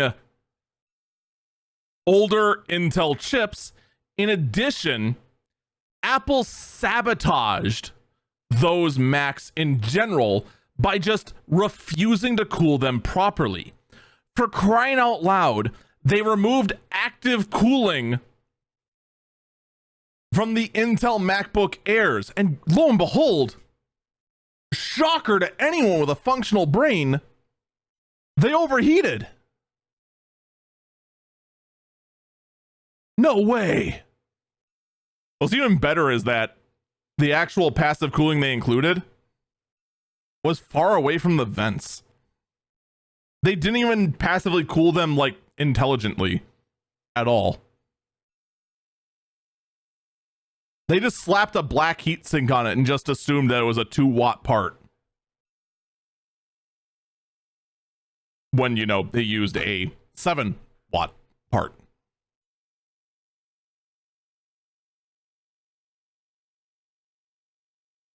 So yeah. They were terrible products when they launched because Apple wanted them to be terrible products to justify their move to their own silicon. And then on top of that, they were already outdated Intel chips because Apple just didn't want to put in current stuff in them for whatever reason. The reason now clearly being they just wanted to sandbag Intel. They just wanted to make sure that if you were dumb enough to go ahead and support them during the tail end of the Intel era, that you look like even more of a sucker by comparison. Welcome to the world of Apple, where your company actively gaslights you. But hey, you know what the Intel Max did have going for them? They were affordable at the time. But anyway, the new M3 chips, they're faster. They have up to 128 gigabytes of RAM in that unified memory architecture, meaning that the RAM is directly on the chip. And the access speeds is just crazy fast because it's right next to the chip. Onboard engines for AI encoding and video, in addition to supporting ray tracing now. We'll have to see about that, as well as mesh shaders on the GPU. And of course, the M3 is 60% faster now. That's important. They're 60% faster.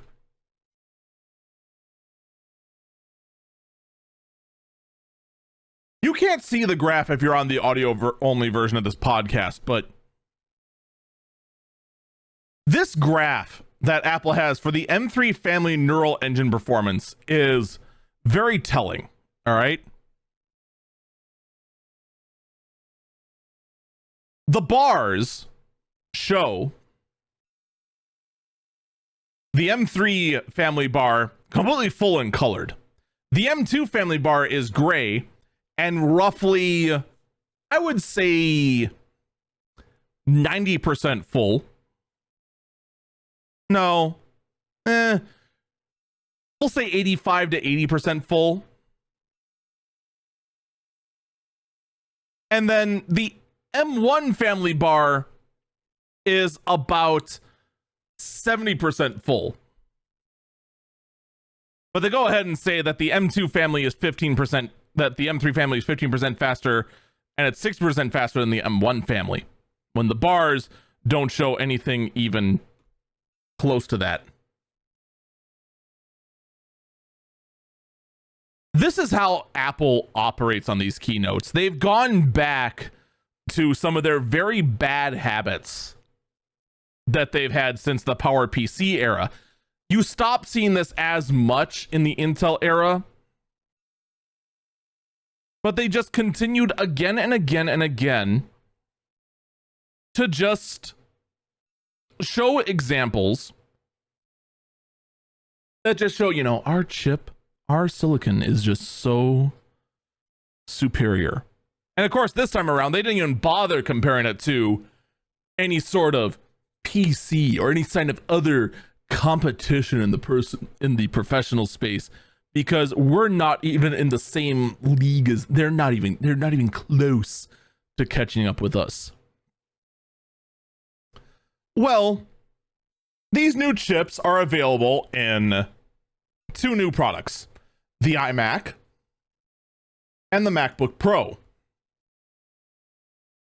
Let's start with the iMac, because this one honestly is way funnier. Okay? The new iMac, first off, never got the M2 chip.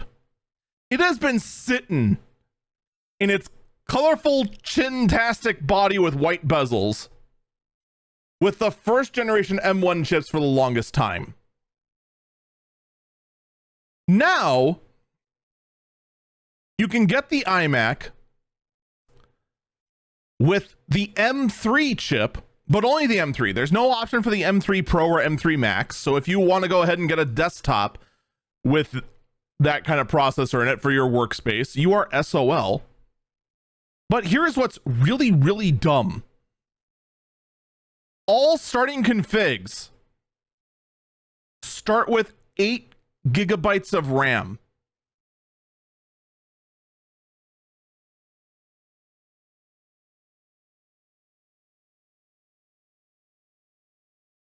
I had to tell a family member as I was going through their laptop to try and get it back up to working spec that you basically have e-waste here because it only has 8 gigs of RAM. Even if I reformat this thing, because of the software you need to run nowadays, it's going to struggle and chug. And right now this laptop is non-functional because it's going instantly into swap. Meaning that it's run out of RAM and is taxing the internal storage, the solid state drive, at max to use that as RAM.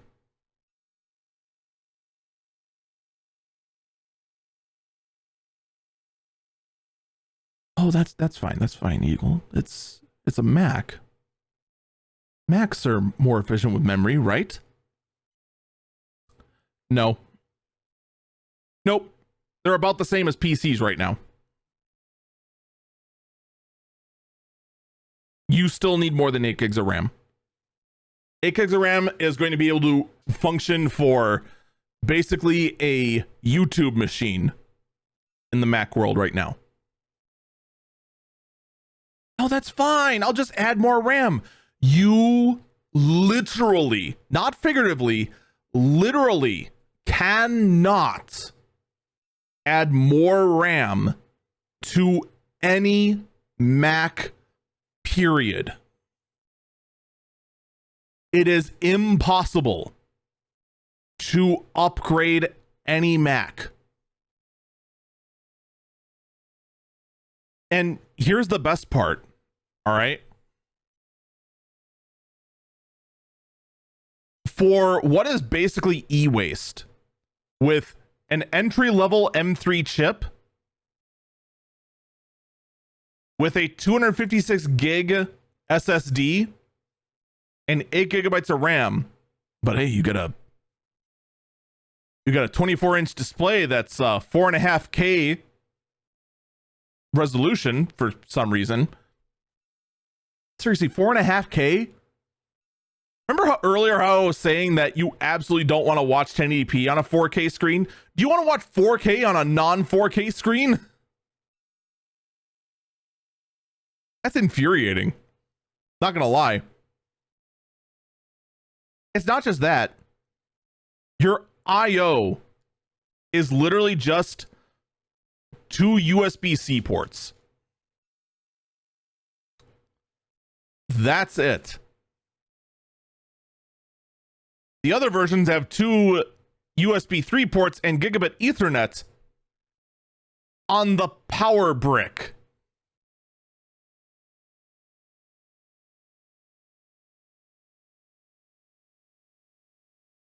But this base down, this stripped down model starts at $1,300. It is $1,300 for e-waste. If you are dumb enough to go ahead and say, how would I make this usable and bring it up to 16 gigabytes of memory, it is now $1,500.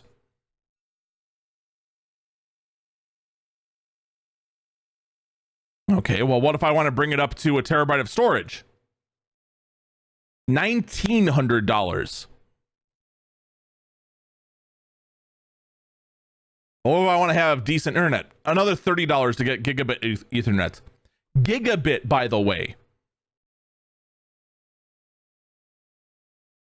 Do you know how old gigabit Ethernet is?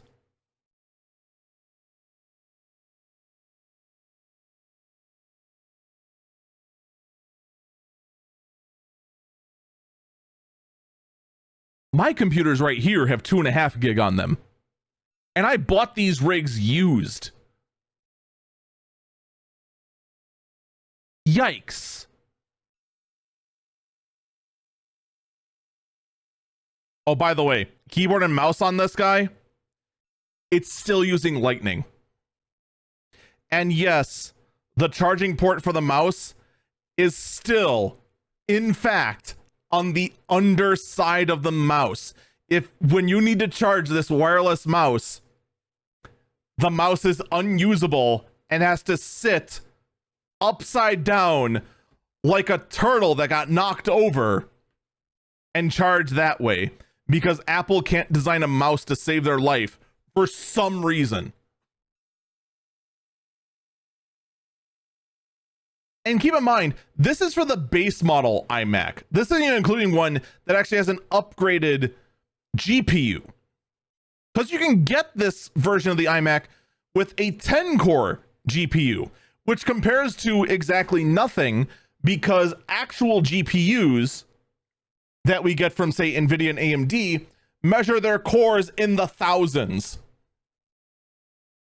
So a 10-core GPU compares to exactly nothing. We have nothing to compare it to at all. What is this performance compared to? I don't know. Will you be able to game on it? I don't know. Oh. But we're not done yet. This is just the affront they did to the iMacs, or the iMacs, all right? Where your cost of entry is, you know, $1,500 for a computer that has a prayer of still being relevant in 2 years.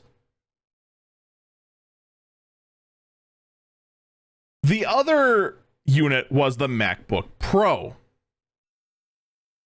I will give Apple a little bit of credit, though. The MacBook Pro finally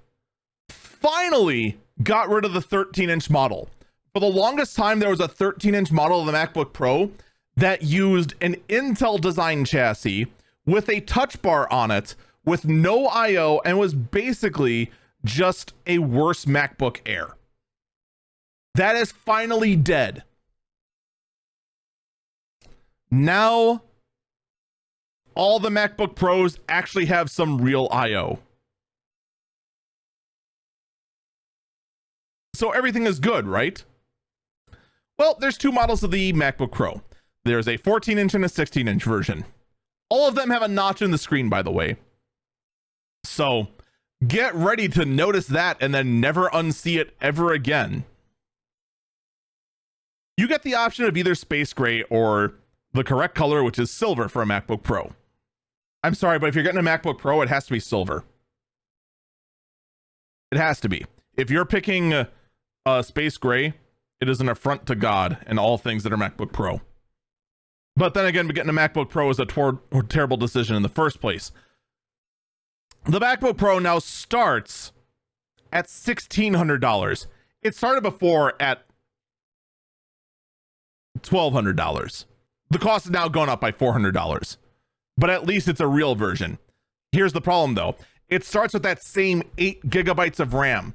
So for $1,600, you have a MacBook Pro that cannot do anything professional at all, period. Winner! You win! You win compute! In order to make it even start to be usable, you have to upgrade the RAM to 16 gigabytes. That brings you up to $1,800. Then let's pretend you can't use the starting 512 gigabytes of SSD storage. You need to go up to a terabyte. Funny enough, the sucker only comes with a 70-watt USB-C adapter. You need to go ahead and then upgrade it to the 96-watt USB-C adapter if you don't like the charging speed of your laptop. It can get away with a 70-watt adapter, by the way. That's not an issue. But here's the thing I find interesting. They don't show the I/O on this.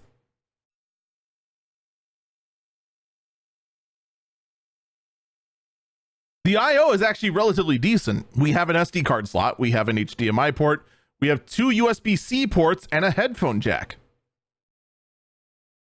I can't believe it. Apple does know that audio exists. It also has a MagSafe charger. So why is the included charger USB-C? So in order to get the magnetic charger that the MacBook Pro has made famous, you have to buy that separately and then have a 70-watt USB-C power charger that is e-way. Remember how Apple said that they were not going to include charging bricks with the iPhone anymore to cut down e-waste? Why are you including the charger that nobody wants with your MacBook Pro? If that's really what you Apple sometimes. But keep in mind, this is just for the baseline M3 chip. If you want the higher end one, oh no. If you want to go M3 Pro, well, that starts at $2,000. That now includes an 11-core CPU and a 14-core GPU and starts at 18 gigabytes of memory, but still only has 512 gigabytes of internal storage. If you want the M3 Max system on a chip, that includes a 14-core CPU and a 30-core GPU, and that starts at 36 gigabytes of memory, which is good, and 1 terabyte of storage. That starts at $3,200.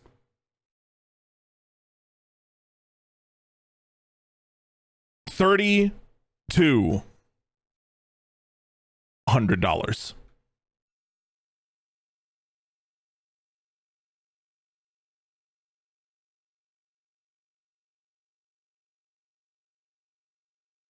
So one thing I do pretty frequently, all right, it's very easy to say, well, big deal. I can get a cheaper PC than that. This is stupid. Why would anyone pay $3,200? That's the 14-inch version. If you want to go 16-inch, if you want the big laptop, so you actually have a big screen to do your work on, that starts at $3,500. By the way, all the chargers are still USB-C power adapters.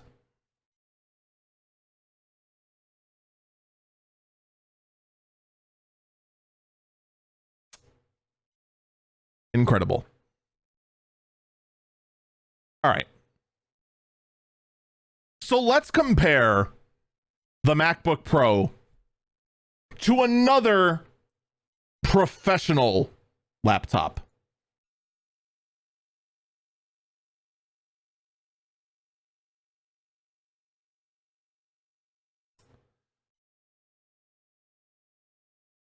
Let's compare it to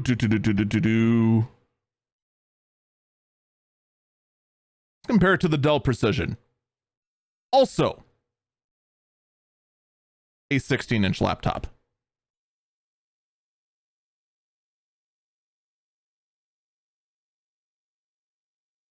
So let's compare the 14-core CPU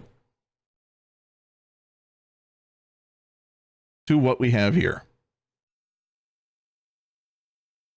We're going to compare it to this Dell Precision 5680, a 16-inch laptop, metal chassis, just like the MacBook Pro here.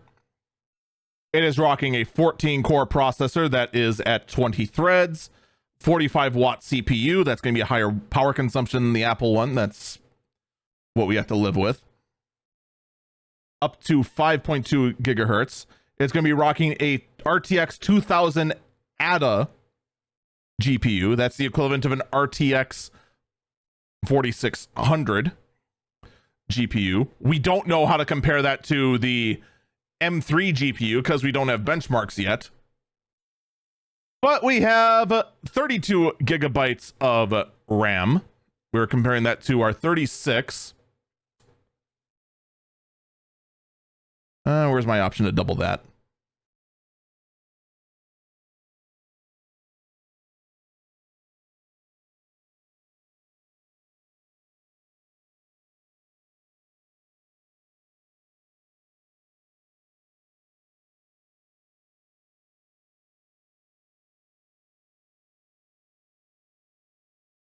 God dang it, where's my...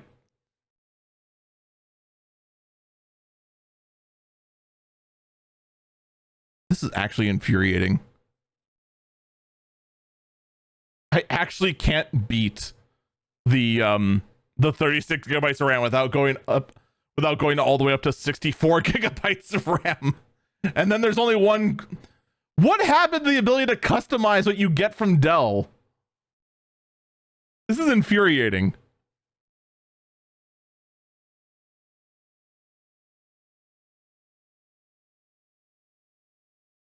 But yeah, now I'm not even in the same ballpark because now it's a freaking 64 gigabytes of RAM. I'm now a much higher end GPU at a 3500 at a GPU, a CPU that now drastically outcores out the M3 Max. Oh no, it also is 14 cores, 20 threads. It's just higher clock speed and higher power consumption.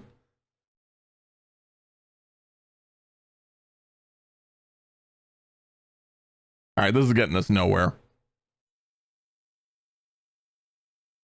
Okay, I didn't prep well enough to go ahead and go head to head with the MacBook Pro. But I can get really close. All right, so this MacBook Pro costs $3,500, right? My Dell system here that gets close to what the MacBook Pro can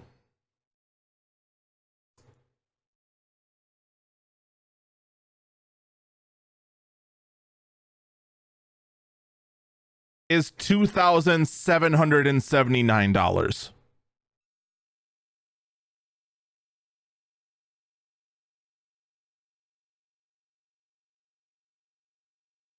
Oh, wait, I'm missing out on the storage too. I missed that.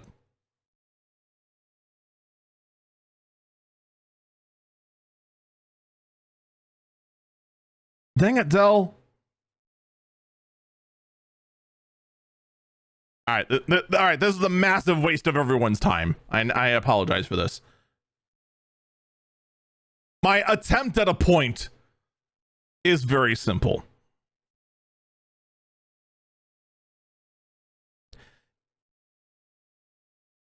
Even if you compare apples to apples, a professional laptop with another professional laptop, the MacBook Pro is pricing itself out of its league. The iMac especially is pricing itself out of its league. And quite frankly, these starting prices and these starting specs are offensive. And for a company to go ahead and try to say that their whole thing is to be environmentally friendly, to the point where the last Apple keynote they had before this last one included a very, very cringy montage and skit with Mother Earth and a checklist of how they're trying to save the planet. They're not doing a very good job by trying to sell people literal e-waste. This is not the markings of a good design choice by Apple. It actually looks pretty terrible. But we'll have to see what the actual performance is, because what we're seeing out of Apple here is secrecy and just trying to obfuscate. Trying to just, what's the right word? Obfuscate? I feel like I'm missing a letter in there. They're trying to go ahead and keep us from having all the information. They're trying to keep their cards very close to the chest and trying to sell something that these chips aren't. The M1, just like the M2, just like the M3, or reverse that order, it doesn't matter.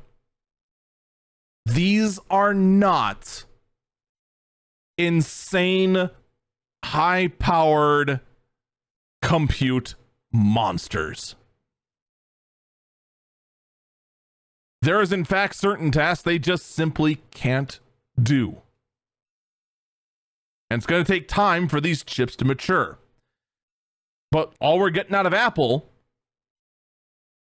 is them constantly trying to say the future is now, old man, as their newfangled car can't seem to go up a hill. But my God, when it's on the right turf going down the straightaway, does it look really impressive in that one scenario?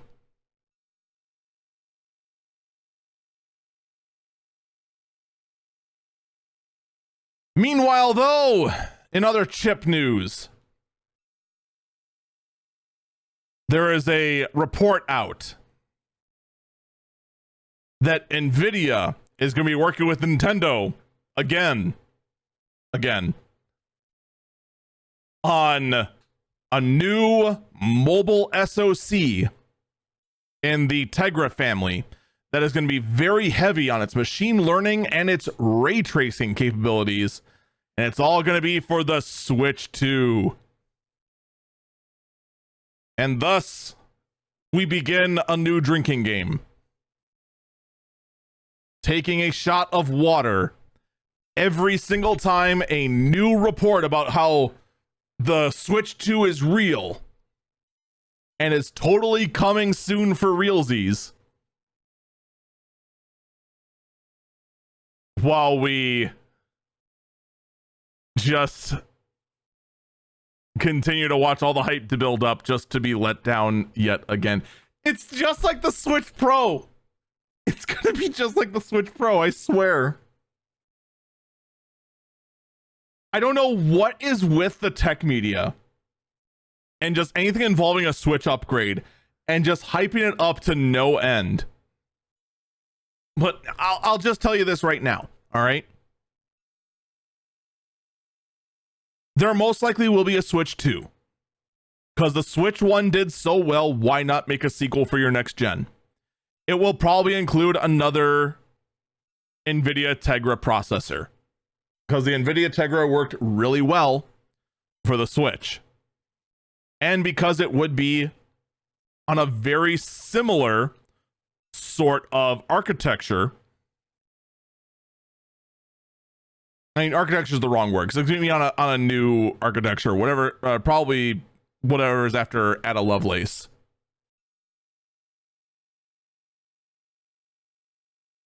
But it's just going to be, you know, a decent step up. It's going to focus primarily on 1080p gaming on mobile. And it'll probably support 4K in the dock. Probably using AI upscaling so that the chip's not working as hard.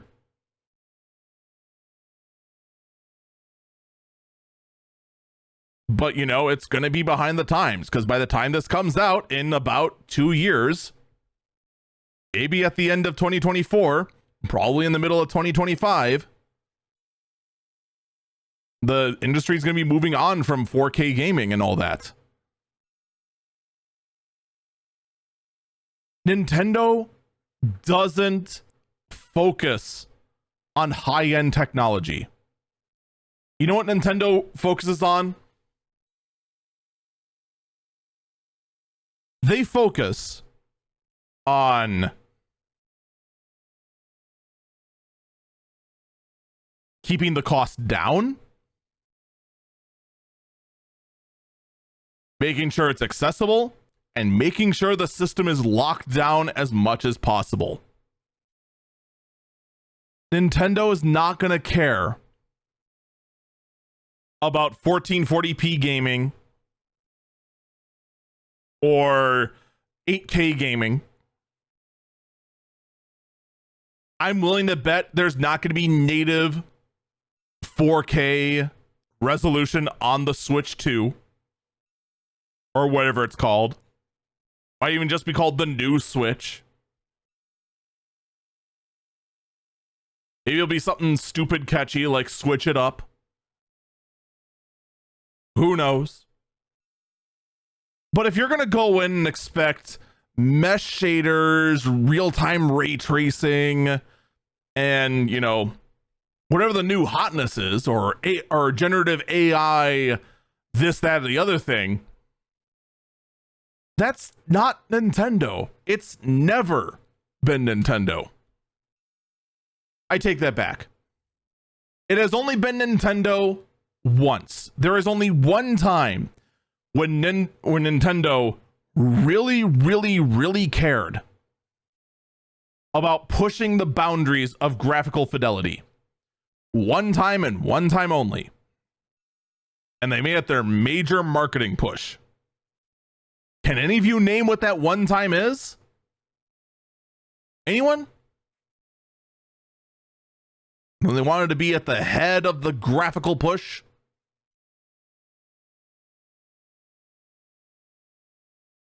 It's only one time.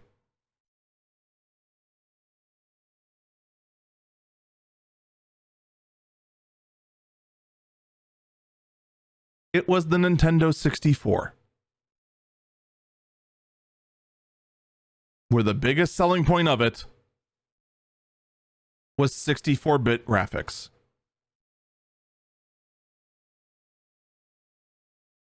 That's it.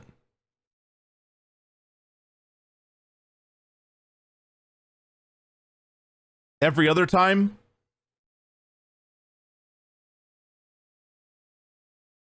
gimmicks or compatibility or accessibility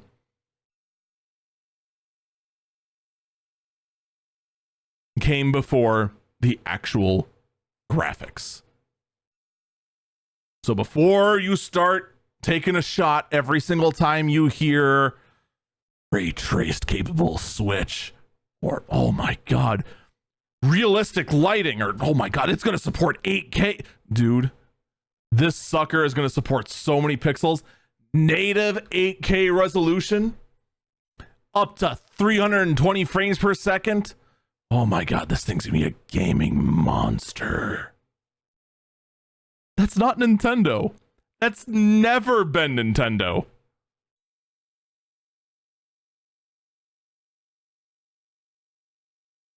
So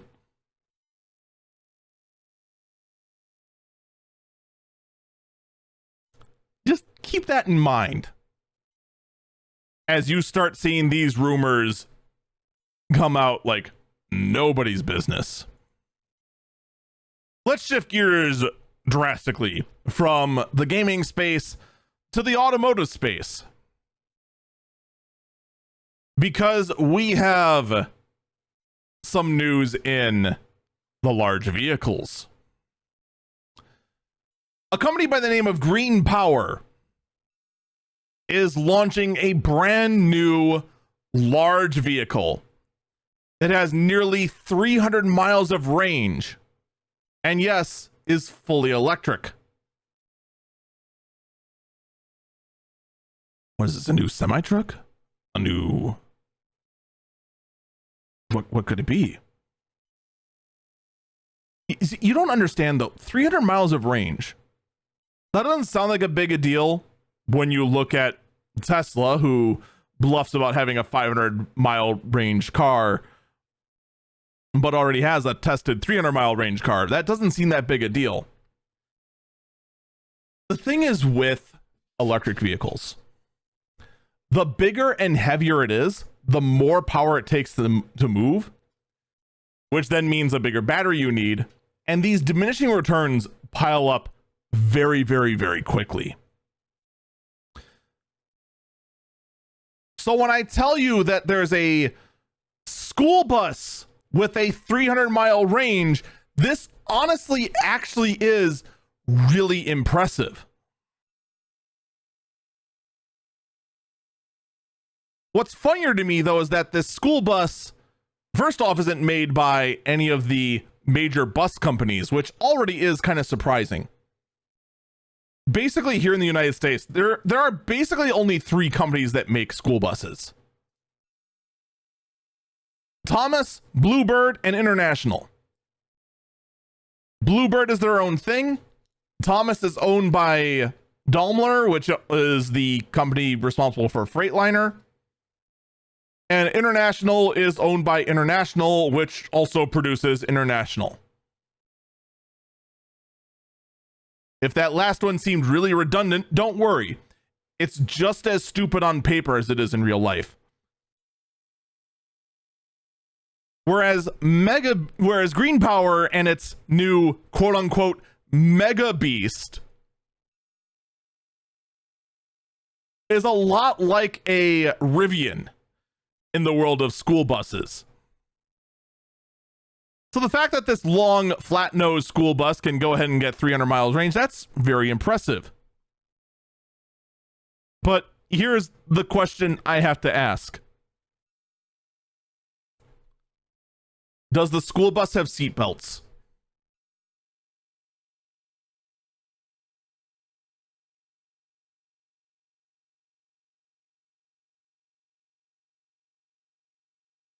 I'm serious. I actually do want to know. Are we going to finally start including seat belts on our school buses? This has been one of the things that has like blown me away on school buses. All right.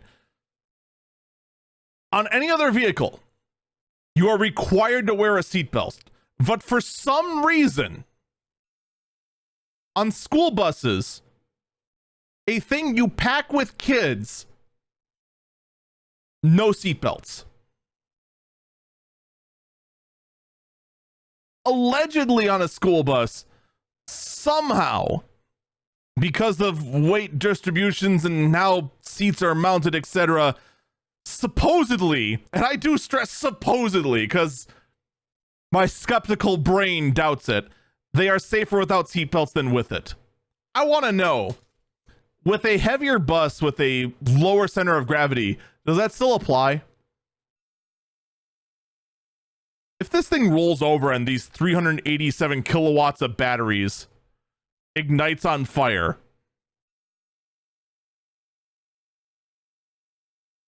are they safer? I'm just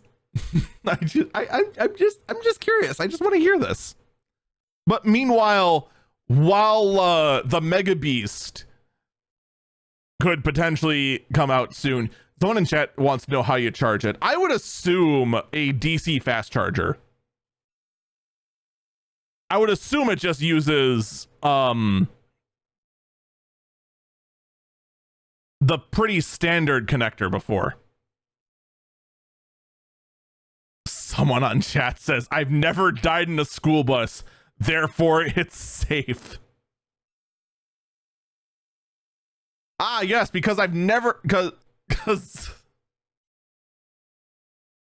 no one's ever died and then told me in person that they, that's stupid. That's dumb. Anyway, while Green Power is working on their bus and bringing that to market, Tesla is working on their large vehicle, not the semi truck this time. No. The other one that we're wondering where the heck it is, the Cybertruck. And well, there is some news about the Cybertruck. You see, the Cybertruck recently had an event where it tried to go ahead and showed that it was capable of off-roading. And they did this by showing a video that broadcasted in roughly 7:3 aspect ratio. Not aspect ratio. It was a 7p video. It was a very, very low quality video that was broadcasted straight from the Cybertruck using Starlink, which has me lose faith in both Tesla and Starlink all at the same time. Good job. But they insisted that that's ready of off-road capability. Meanwhile, people actually watched the whole thing and watched the Cybertruck struggle to go up a hill.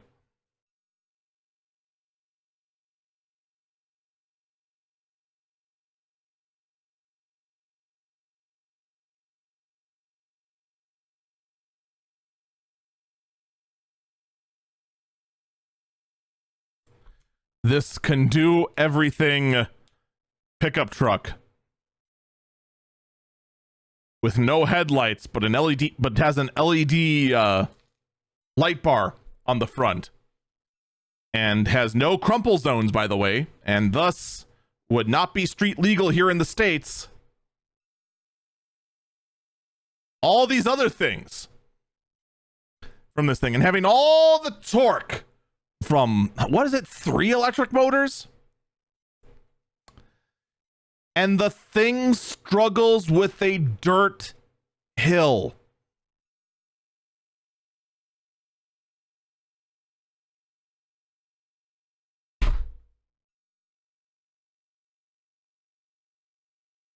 Don't hold your breath, is all I'm going to say. If you're hoping that Tesla is going to go ahead and just be the answer to all things electric, they're making a good case that maybe some things shouldn't be electric. And that's not great for the movement that wants more and more electric vehicles out on the roads. Someone in chat says the Cybertruck just wants to be human. We all struggle with dirt hills. Oh, that's it. You got me there. We just need to put some hiking boots on the Cybertruck. Honestly, that actually could be part of the problem. The fact that they might have just used like road tires. Oh God, if they used road tires at full inflation. Oh my God, that's probably it. No, the truck's not terrible. They're just stupid. You know what? Actually, that seems about on par for Tesla. All right, let's look at something cool instead. Let's look at headphones. You go, why are we looking at headphones? We've already seen headphones. Have you ever seen headphones that have been 3D printed?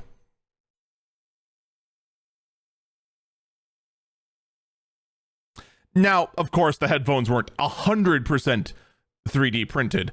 You did need to go ahead and get a speaker driver and actually go ahead and fit those speakers into the headphones. But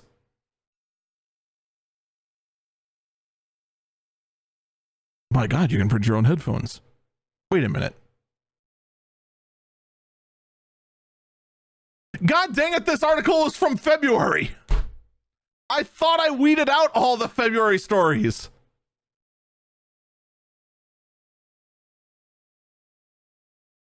I swear, one freaking news curator site just like reposted all their stuff from like February of this year. And it got me late last night. In other news, though,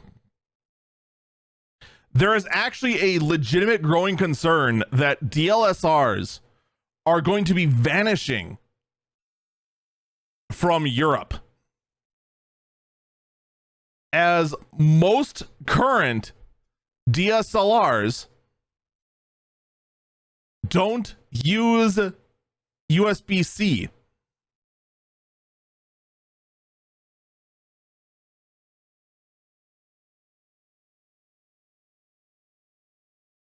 In fact, a lot of them use a proprietary charger or use micro USB to charge. The USB port on a lot of these is used solely for moving pictures off the device or updating firmware.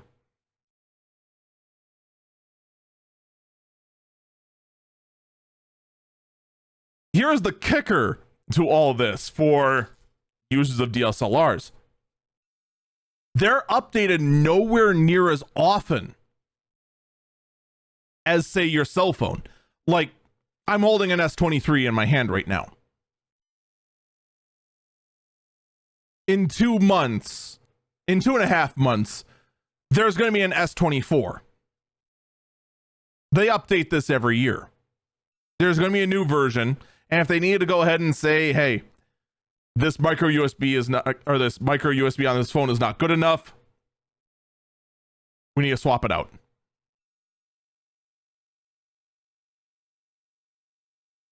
We need to swap it out for USB-C or whatever. They can do that. It's very easy. Next iteration, done. Change is done. DSLRs get an update like maybe every 5 years. Someone in chat asked, does DSLRs get firmware? Theoretically, yes. But I speak only theoretically. I promise nothing after that.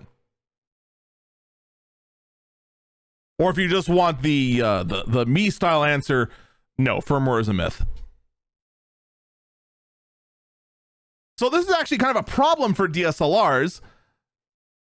You might see professional cameras start making a reemergence in the EU in 3 years, hopefully. We'll see if a carve out is made, but considering the speed of the EU, I kind of doubt it. But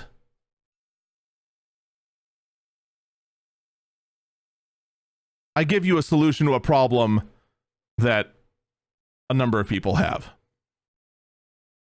I want to move attention to another portable device. On the Steam Deck, your storage is fairly limited, but you can upgrade it. All right.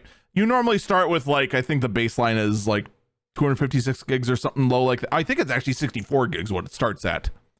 But then you can upgrade to 256, 512, even up to a terabyte. But what if you wanted more? What if you wanted more than that? It is just an NVMe slot, so you can upgrade it to, you know, a full U.2 and go from there, right? What if you could get more than 1 terabyte of storage? What if you could put every MacBook Pro to shame by upgrading your Steam Deck to 61 terabytes? By outfitting your Steam Deck with an enterprise grade storage server U.2 flash drive. And when I say flash drive, I mean a hard drive size box that contains nothing but flash.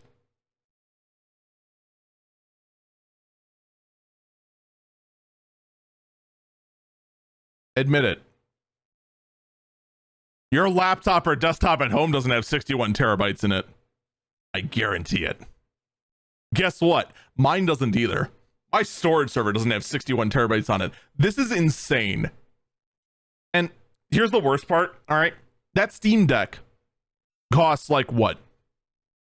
let's even say generous, and let's say it's the highest end one. Let's say it's an $800 Steam Deck. All right. I think that's like the highest end Steam Deck you can get with like the carry case and the special screen and all that jazz. That's like the highest end upgraded Steam Deck. That drive costs, how much does that drive cost actually? How much is a 61 terabyte SSD going for?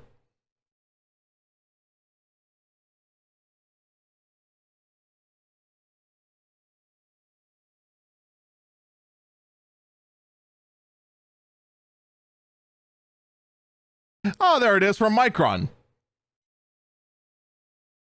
61 terabyte SSD from Micron.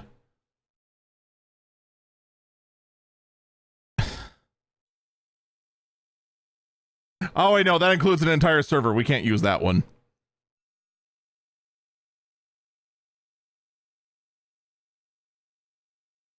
I don't even know if I can actually...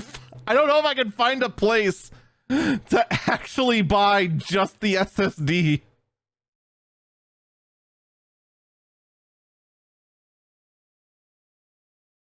Oh, man.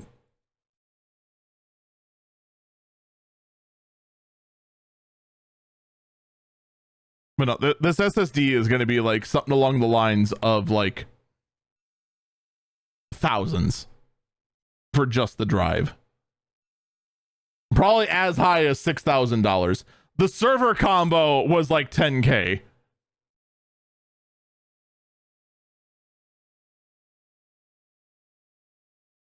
Like this is dumb.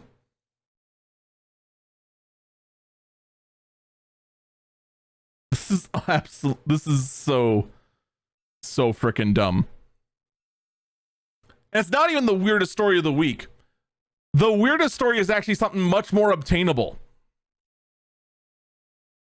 The weirdest story of the week actually comes to us from the gaming world. Ladies and gentlemen, I give you the last burp, the last story of the day, the weirdest story of the week. I introduce you to the Depression Pack of Sims 4, where you can introduce your Sims to the glory of renting.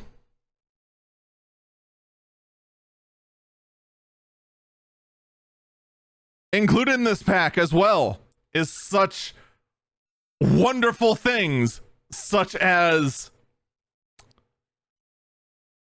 fungus zombies as well, from being exposed to too much mold because you went ahead and subjected your Sims to renting out a budget apartment owned by a slumlord.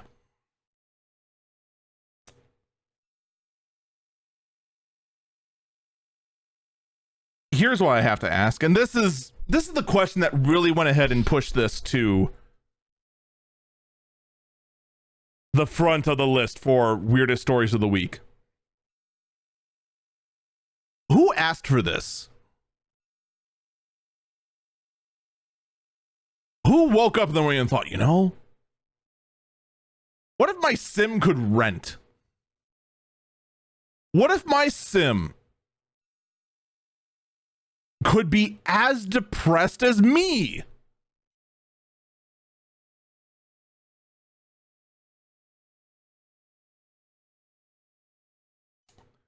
All right, well, thank you, EA. Thank you for gifting us the ability to have Sims pay boatloads of money, own nothing, and die of mold.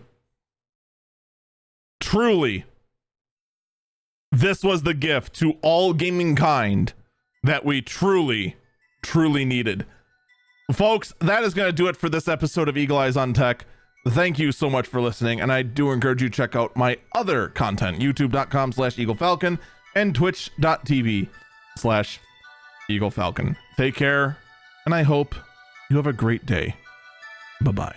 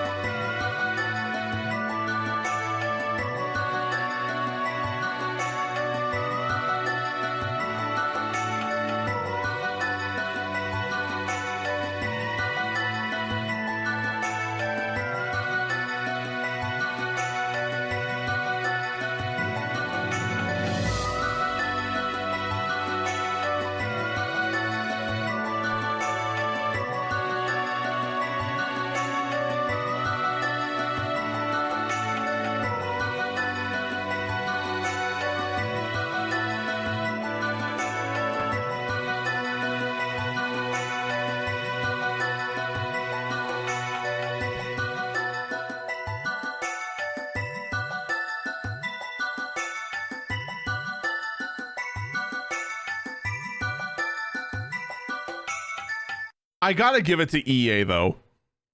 They did go ahead, and after doing so much work to make sure that we don't actually own the games that we pay for, they wanted to make sure that The Sims also had that wonderful feeling of you will own nothing and like it. But at least the entire for rent expansion pack does include the ability for you to become a slumlord.